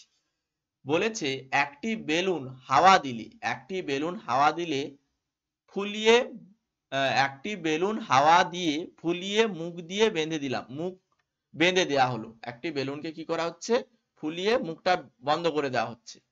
তাহলে কি পরিবর্তন হবে? ভেতরে সমস্ত বায়বীয় অণুগুলো নিজ নিজ অবস্থায় অনড় থাকবে, ভুল। বায়বীয় অণুগুলোর মধ্যে অনেক খালি জায়গায় পড়ে থাকবে, হ্যাঁ। বায়বীয় অণুগুলো চতুর্দিকে যত্রতত্র চলাচল করবে এবং প্রায়শই ভেতর থেকে বেলুনের গায়ে আঘাত করবে, হ্যাঁ। অণুগুলো কি করবে, চারদিকে এইভাবে আঘাত করতে থাকবে। তাহলে এখানে রাইট অ্যান্সার অপশন সি আর বি দুটো পাচ্ছি। তাহলে দুটো অ্যান্সার ঠিক, বাকি অপশনটা দেখো কঠিন হবেই না। তাহলে বি আর সি হবে রাইট অ্যান্সার। এর পরের কোশ্চেনে বলেছে ফুটন্ত জলের চেয়ে স্টিম অর্থাৎ জলীয় বাষ্প অনেক বেশি জ্বলন সৃষ্টি করে, এর কারণ কি? ফুটন্ত জলের চেয়ে স্টিম অনেক বেশি জ্বলন সৃষ্টি করে, এর কারণ একই পরিমাণ স্টিমে ফুটন্ত জলের চেয়ে অনেক বেশি তাপ থাকে, এটা ঠিক। আর একটা রয়েছে স্টিম এক ধরনের বাষ্প এই জন্য। তাহলে অপশন বি আর সি দুটো অ্যান্সার সঠিক। আচ্ছা ডি এর অপশনটা দেখি তো, ফুটন্ত জলের চেয়ে স্টিম অনেক বেশি গরম, হ্যাঁ এটাও তো ঠিক রয়েছে। তাহলে বি সি ডি তিনটে অপশন সঠিক করো। তারপরের কোশ্চেন, নিচের কোন কোন উক্তিগুলো সঠিক? চারটে উক্তি দেওয়া রয়েছে, পড়ো। তরল গ্যাসের সঠিক আয়তন থাকে কিন্তু কোনো সঠিক আকৃতি থাকে না, একদম ঠিক। কঠিন পদার্থের সঠিক আয়তন ও আকৃতি থাকে, ঠিক। কঠিন পদার্থগুলোর মধ্যে কোনো রকম ব্যাপন বা বিক্ষেপণ হয় না, এটাও ঠিক। গ্যাসীয় পদার্থের কোনো সঠিক আকৃতি নেই, এটাও ঠিক। তাহলে এখানে চারটে অপশনই ঠিক। 2 নাম্বার বা ক্যাটাগরি 2 এর কোশ্চেন এমন হয়, চারটে অপশন ঠিক হতে পারে, একটি অপশন ঠিক হতে পারে, আবার দুটো অপশনও ঠিক হতে পারে। এইভাবে দুটো তিনটে চারটে যেটা ঠিক হতে পারে। এর পরের কোশ্চেন বলেছে একটি বাজি সোজা উপরের দিকে ছুঁড়ে দেওয়াতে ফেটে দুধারে এক টুকরো উলম্বের সঙ্গে 45 ডিগ্রি কোণে ডান দিকে চলে যায়, অপর অংশটি উলম্বের সঙ্গে 45 ডিগ্রি কোণে বাঁ দিকে চলে যায়। মানে একটি বোম উপর দিকে ছুঁড়ে দিলে দুটো টুকরো এইভাবে 45 ডিগ্রি কোণ করে দুদিকে চলে যায়, এর কারণ কি? এর কারণ হচ্ছে ভরবেগের সংরক্ষণ।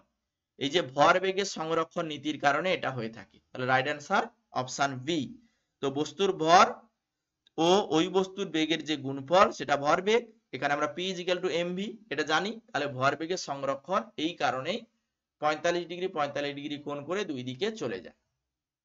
তারপরের কোশ্চেনে বলেছে একটি বল কোনো উচ্চতা থেকে নিচে ছেড়ে দিলে, একটি বলকে যদি আমি কোনো উচ্চতা থেকে নিচে ছেড়ে দিই তাহলে বলটি যখন ভূমিতে পৌঁছবে তার স্থিতিশক্তি সর্বনিম্ন এবং গতিশক্তি সর্বোচ্চ হবে, একদম ঠিক। তারপরে বলেছে পতনকালে যে কোনো অবস্থানে মোট শক্তি সমান হবে, এটাও ঠিক। পতনকালে যে কোনো অবস্থানে বলটি স্থিতিশক্তি ও গতিশক্তি দুই থাকে, হ্যাঁ এটাও ঠিক। তাহলে এখানে আমরা তিনটে অপশন সঠিক পাচ্ছি। বাকি অপশনটি দেখো, বলটি যখন ভূমিতে পৌঁছানোর মুহূর্তে স্থিতিশক্তি স্থিতিশক্তি সেটা শূন্য হয়ে যাবে, সর্বোচ্চ হবে না। তাহলে এ বি সি তিনটে অপশন সঠিক। মানে কোনো বলকে এইভাবে উপর থেকে ছুঁড়ে দিলাম, উপরে যখন নিচে পড়বে এই পরিবর্তনগুলো হবে। এই জায়গায় কি হবে, স্থিতিশক্তি সর্বাধিক হবে, আর এই জায়গায় যখন পড়ছে স্থিতিশক্তি শূন্য হয়ে যাবে।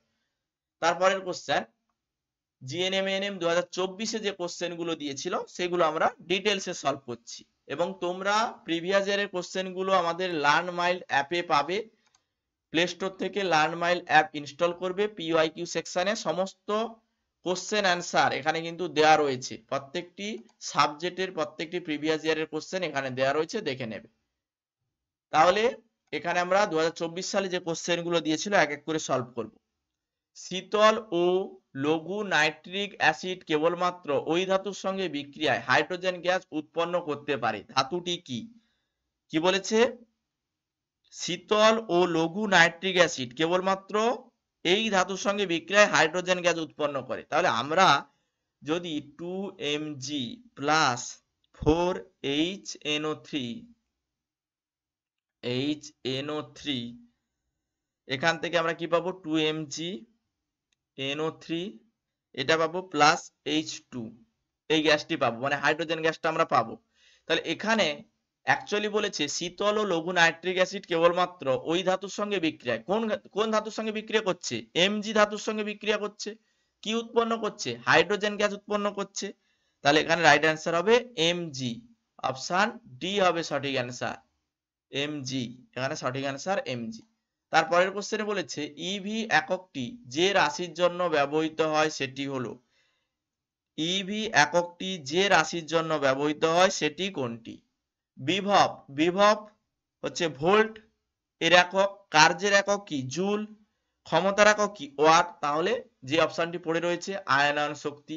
ইভি এটা কি? ইলেকট্রন ভোল্ট, এই ইলেকট্রন ভোল্ট আয়নায়ন শক্তির একক, অপশন ডি হবে রাইট অ্যান্সার। তারপরের কোশ্চেনে বলেছে এইভাবে চিত্র দিয়ে কোনো একটি পদার্থের V1 লেখচিত্র উপরে দেওয়া হয়েছে, পদার্থটি কেমন হবে? তাহলে এখানে পদার্থটি কেমন হবে সেটা বলেছে। যদি এই লেখচিত্রটা এইভাবে বেঁকে যায়, যদি সোজাসুজি থাকতো ব্যাপারটা আলাদা, বেঁকে যাওয়া মানে সেটা কিন্তু ওহমের সূত্র মানবে না। যদি সোজা থাকতো ওহমের সূত্র মানতো, তাহলে সেটা কি হবে? অওহমীয় পরিবাহী। কি বললাম? এটা অওহমীয় পরিবাহী, অপশন সি হবে রাইট অ্যান্সার। তারপরের কোশ্চেনে বলেছে নিচের প্রদত্ত কোনটি 1A কে প্রকাশ করে? 1A কে প্রকাশ করে। তাহলে current, current is equal two আমরা কি জানি? আধান বাই হচ্ছে সময়। তাহলে আধান 1 অ্যাম্পিয়ার, 1 অ্যাম্পিয়ার কারেন্ট, এখানে আমরা কি পাবো? 1 অ্যাম্পিয়ার ইজ ইকুয়াল টু আধান কি পাবো? 1 কুলম্ব পাবো। আর কি পাবো? সময় 1 সেকেন্ড পাবো। তাহলে সেটা কি? সিজিএস মাইনাস 1, যেটা অপশন ডি তে রয়েছে, এটাই হবে রাইট অ্যান্সার। তারপরের কোশ্চেন নিচের কোন আয়নটির ইলেকট্রন বিন্যাস হিলিয়ামের মতো? হিলিয়ামের মতো কোন আয়নটির ইলেকট্রন বিন্যাস? তো হিলিয়ামের যে পারমাণবিক ক্রমাঙ্ক, হিলিয়ামের পারমাণবিক ক্রমাঙ্ক কত? 2। আর এখানে দেখো Li প্লাস রয়েছে, তাহলে Li প্লাস কখন হয়? Li প্লাস কখন হয়? যখন একটি ইলেকট্রন ত্যাগ করে। তাহলে এখানে Li এর পারমাণবিক ক্রমাঙ্ক ছিল 2, যখন একটি ইলেকট্রন ত্যাগ করছে তখন Li প্লাস হচ্ছে। তাহলে এটা কার মতো? হিলিয়ামের মতো। তাহলে আমরা বলতে পারি Li প্লাস। প্লাস প্লাস হবে না কিন্তু, একটি ইলেকট্রন ত্যাগ করলে একটি প্লাস হবে, ঠিক আছে? দুটো ত্যাগ করলে তখন প্লাস প্লাস হতো। তারপরের কোশ্চেনে চলে যাব। পরের কোশ্চেন বলেছে একটি বস্তুকণা তাড়িত গতি লাভ করে। একটি বস্তুকণা কখন তাড়িত গতি লাভ করে? যখন বল প্রয়োগ করে তখন বস্তুটির কি হয়? ত্বরণ হয়। তাহলে ওই বলটি কি? অপ্রতিমিত বল। একটি বস্তুর উপর বল প্রয়োগ করলে সেটা ত্বরণ সৃষ্টি করে, কারণ আমরা জানি বল ইজ ইকুয়াল টু, অর্থাৎ F is equal to M A, ভর গুণিতক ত্বরণ। তাহলে এখানে বল প্রয়োগ করলে ত্বরণ হচ্ছে, তাহলে এই বলটা কি? অপ্রতিমিত বল। তাহলে যখন একটি অপ্রতিমিত বলের উপর ক্রিয়া করে তখন বস্তুকণা তাড়িত হয়। রাইট অ্যান্সার অপশন এ। এর পরের কোশ্চেনে বলেছে একজন স্বাস্থ্যসেবিকা কোন রোগীর দেহের উষ্ণতা ফারেনহাইট স্কেলে 4.5 ডিগ্রি বৃদ্ধি হতে দেখেন, ওই উষ্ণতা বৃদ্ধি সেলসিয়াস স্কেলে কতটা হবে? বলেছে ফারেনহাইট স্কেলে যদি 4.5 ডিগ্রি ফারেনহাইট বৃদ্ধি হয়, সেলসিয়াস স্কেলে কতটা বৃদ্ধি হবে? তাহলে সেলসিয়াস স্কেলে নিম্ন স্থিরাঙ্ক কত? 0 ডিগ্রি সেলসিয়াস। ফারেনহাইট স্কেলে নিম্ন স্থিরাঙ্ক কত? 32 ডিগ্রি ফারেনহাইট। তাহলে টোটাল যে ব্যবধান, সেলসিয়াস স্কেলে ঊর্ধ্ব স্থিরাঙ্ক 100 ডিগ্রি সেলসিয়াস, তাহলে টোটাল ব্যবধান কত? 100 ডিগ্রি সেলসিয়াসের ব্যবধান। আর ফারেনহাইট স্কেলের ঊর্ধ্ব স্থিরাঙ্ক কত? 212 degree Fahrenheit, 212 degree Fahrenheit, 212 degree Fahrenheit. তাহলে এর মধ্যে ব্যবধান কত রয়েছে? 180 ডিগ্রি ফারেনহাইটের ব্যবধান। তাহলে এখানে টোটালটা আমাদের বার করে নিতে হবে। কিভাবে বার করব? যদি ফারেনহাইট, এটা আমি লিখবো ফারেনহাইট,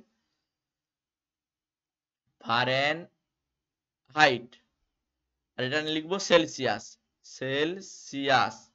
তাহলে ফারেনহাইটে যদি 180 ডিগ্রি হয়, সেলসিয়াসে সেখানে কি হয়? 100 ডিগ্রি হয়। দেখো সেলসিয়াসে 100 ডিগ্রি ব্যবধান হলে ফারেনহাইটে 180 ডিগ্রি ফারেনহাইট, এটা বলেছে। ফারেনহাইটে কত বৃদ্ধি পেয়েছে? 4.5 বৃদ্ধি পেয়েছে। তাহলে সেলসিয়াসে কত বৃদ্ধি পাবে? এখান থেকেই অ্যান্সার করে নিতে পারবো। অর্থাৎ 4.5 × 100 ভাজিতক 180, এটাকে কাটাকুটি করো, অ্যান্সার পেয়ে যাবে। এই শূন্য কাটা, তাহলে এখানে আমি একটি দশমিক নিলাম, এটাকে তুলে দিলাম, তাহলে 10, দশমিক তোলার জন্য 10, এই শূন্য কাটা, 18 রয়েছে, 9 2 18, 5 9 45, 5 অর্থাৎ 5 ভাজিত 2 অর্থাৎ 2.5 হবে এখানে অ্যান্সার। 2.5 বৃদ্ধি পাবে, 2.5 ডিগ্রি সেলসিয়াস বৃদ্ধি পাবে। ওকে, অপশন ডি হবে রাইট অ্যান্সার। তারপরের কোশ্চেনে বলা হয়েছে তড়িৎ বিশ্লেষণের সময় জারণ ঘটে, তড়িৎ বিশ্লেষণের সময় জারণ ঘটে ক্যাথোডে অ্যানোডে, ক্যাথোড ও অ্যানোড উভয়ে, এগুলির কোনোটিই নয়। তো আমরা জানি জারণ যখন হয় তখন কি হয়, ইলেকট্রন ত্যাগ হয়, তাহলে ইলেকট্রন ত্যাগ হলে কি হবে, অ্যানোড হবে। কি বললাম, তড়িৎ বিশ্লেষণের সময় জারণ ঘটে, জারণ হলে কি হবে, ইলেকট্রন ত্যাগ হবে, আর ইলেকট্রন ত্যাগ করলে অ্যানোড হবে। কি বললাম, অ্যানোড হবে। জারণ মানে ইলেকট্রন ত্যাগ অর্থাৎ অ্যানোডে যাবে, রাইট অ্যান্সার অপশন বি। তারপরের কোশ্চেন, হ্যালোজেন মৌলগুলোর বিজারণ ক্ষমতার ক্রম অনুসারে সাজাও। তাহলে হ্যালোজেন মৌল কোনগুলো, ফ্লোরিন, ক্লোরিন, ব্রোমিন এবং আয়োডিন। তাহলে এই যে নিচের দিকটা, নিচের গুলো সেগুলো কি বিজারণ ক্ষমতা বেশি, অর্থাৎ উপর থেকে নিচের দিকে গেলে বিজারণ ক্ষমতা বেশি হবে, আর নিচ থেকে উপরের দিকে গেলে সেটা কি হবে, জারণ ক্ষমতা বেশি হবে। এটা জারণ ক্ষমতা বেশি, এটা বিজারণ ক্ষমতা বেশি। ওকে, তাহলে সেইভাবে সাজাতে বলেছে, বিজারণ ক্ষমতার ক্রম অনুসারে সাজাতে বলেছে। তাহলে বিজারণ ক্ষমতা সব থেকে বেশি কার, আয়োডিনের, তারপরে ব্রোমিনের, ব্রোমিন মানে বিআর হবে, ঠিক আছে, ব্রোমিনের, তাহলে আয়োডিন, ব্রোমিন, তারপরে ক্লোরিন, ক্লোরিন, তারপরে ফ্লোরিন। তাহলে এইভাবে সাজাতে হবে, প্রথমে আয়োডিন, ব্রোমিন, ক্লোরিন, তারপর হচ্ছে ফ্লোরিন।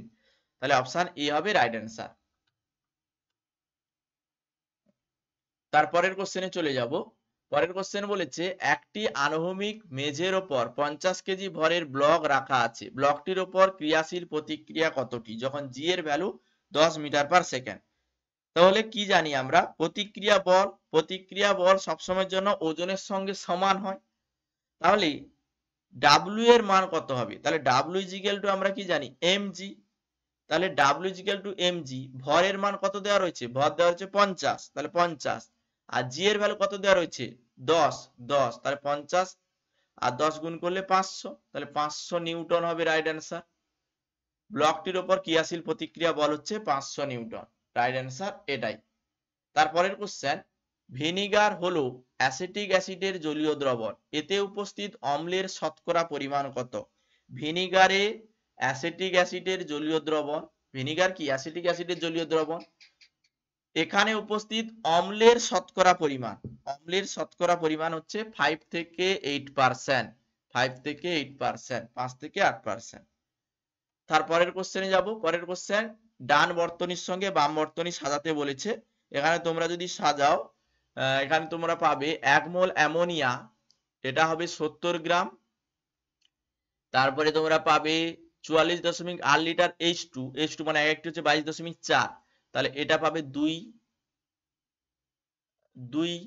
আর 140 গ্রাম N2 এর মোল সংখ্যা হবে 70, তার হাফ এখান থেকে আমরা যদি করি, এটা হবে 5, আর এটা হবে 89.6 লিটার। কার্বন ডাই অক্সাইডের ওজন হবে 176 গ্রাম। ঠিক আছে, এইভাবে ক্যালকুলেশন করবে, এখানে রাইট অ্যান্সার হবে একের যে অপশনটা এটা। তারপরের কোশ্চেন, ডিনেচার্ড স্পিরিটে ইথানল অ্যালকোহলের সঙ্গে প্রধান যে উপাদানটি থাকে। কি বললাম, ডিনেচার্ড স্পিরিটে ইথানল বা ইথানল নয়, ইথাইল অ্যালকোহলের সঙ্গে, ডিনেচার্ড স্পিরিটে ইথাইল অ্যালকোহলের সঙ্গে প্রধান যে উপাদান থাকে সেটা হচ্ছে মিথাইল অ্যালকোহল। সেটা কি, মিথাইল অ্যালকোহল, কারণ এখানে স্পিরিট, ন্যাপথা এগুলো থাকে যাতে পানের অযোগ্য করা যায়, কিন্তু সব থেকে বেশি থাকে প্রধান যে উপাদান সেটা হচ্ছে মিথাইল অ্যালকোহল। তারপরের কোশ্চেন, পানীয় জলে পিএইচ এর অনুমোদিত মাত্রা কত। পানীয় জলে পিএইচ এর অনুমোদিত মাত্রা হু এর মতে 6.5 থেকে 8.5, 6.5 থেকে 8.5, অপশন বি হবে রাইট অ্যান্সার। এরপরের কোশ্চেন, কোনো একটি বস্তুকে 10 সেমি ফোকাস দৈর্ঘ্য বিশিষ্ট অবতল দর্পণ থেকে 20 সেমি দূরত্বে রাখা আছে। প্রতিবিম্বের সাইজ কেমন হবে?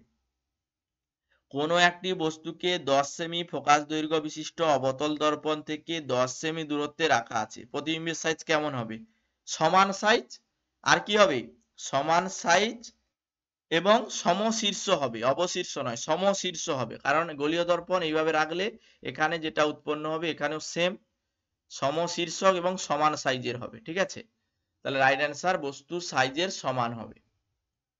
তারপরের কোশ্চেন, অর্থাৎ ফিজিক্যাল সায়েন্সে 2024-এ যে কোশ্চেন গুলো দিয়েছিল ক্যাটাগরি 2 এর কোশ্চেন গুলো, মানে 2 নাম্বারের কোশ্চেন গুলো, এখানে বলেছে শুধুমাত্র একটি অপশন সঠিক হবে, একটি কোশ্চেন 2 নাম্বার করে। এখানে বলেছে প্রথমে ইউরেনিয়াম এর যে ভর সংখ্যা 238 আর পারমাণবিক ক্রমাঙ্ক 92। এখানে বলেছে একটি আলফা কণা নির্গত হলে উৎপন্ন দ্রব্যটির ভর সংখ্যা ও পারমাণবিক ক্রমাঙ্ক কি হবে? পারমাণবিক ক্রমাঙ্ক কি হবে? আলফা কণা যদি নির্গত হয় তাহলে পারমাণবিক ক্রমাঙ্ক 2 একক কমবে, অর্থাৎ 92 এর জায়গায় কি হবে? 90 হবে। কারণ আলফা কণা নির্গত হচ্ছে, দুটো ইলেকট্রন, একটা ইলেকট্রন যাওয়া মানে কি হবে? 2 একক কমবে। তাহলে আলফা কণা নির্গত হলে পারমাণবিক ক্রমাঙ্ক 2 একক কমবে আর ভর সংখ্যা 4 একক কমবে, অর্থাৎ 238 বিযুক্ত 4 মানে 234 হবে। তাহলে এখানে রাইট অ্যান্সার হবে 90 আর 234, অপশন বি হবে এখানে সঠিক অ্যান্সার। তারপরের কোশ্চেনে বলা হয়েছে শব্দ তরঙ্গ এক প্রকারের, শব্দ তরঙ্গ এক প্রকারের কি? অনুদৈর্ঘ্য স্থিতিস্থাপক তরঙ্গ। অনুদৈর্ঘ্য স্থিতিস্থাপক তরঙ্গ হচ্ছে শব্দ তরঙ্গ, আর তির্যক স্থিতিস্থাপক তরঙ্গ বা তড়িৎ চুম্বকীয় তরঙ্গ হচ্ছে আলোক তরঙ্গ। ঠিক আছে, তারপরের কোশ্চেনে বলেছে 100 ওয়াট ক্ষমতা সম্পূর্ণ কোনো বাল্ব 1 মিনিট ধরে জ্বললে কত শক্তি ব্যয় হবে? 100 ওয়াট ক্ষমতা সম্পূর্ণ কোনো বাল্ব, তার ক্ষমতা ইজিক্যাল টু আমরা কি জানি? ক্ষমতা ইজিক্যাল টু আমরা জানি কৃতকার্য বাই সময়, কৃতকার্য বাই সময়। তাহলে কৃতকার্য কতটা হচ্ছে? 100। 1 মিনিট মানে আমাদের এখানে সময়টা বার করে নিতে হবে, 1 মিনিট ধরে জ্বললে কতটা শক্তি ব্যয় হবে।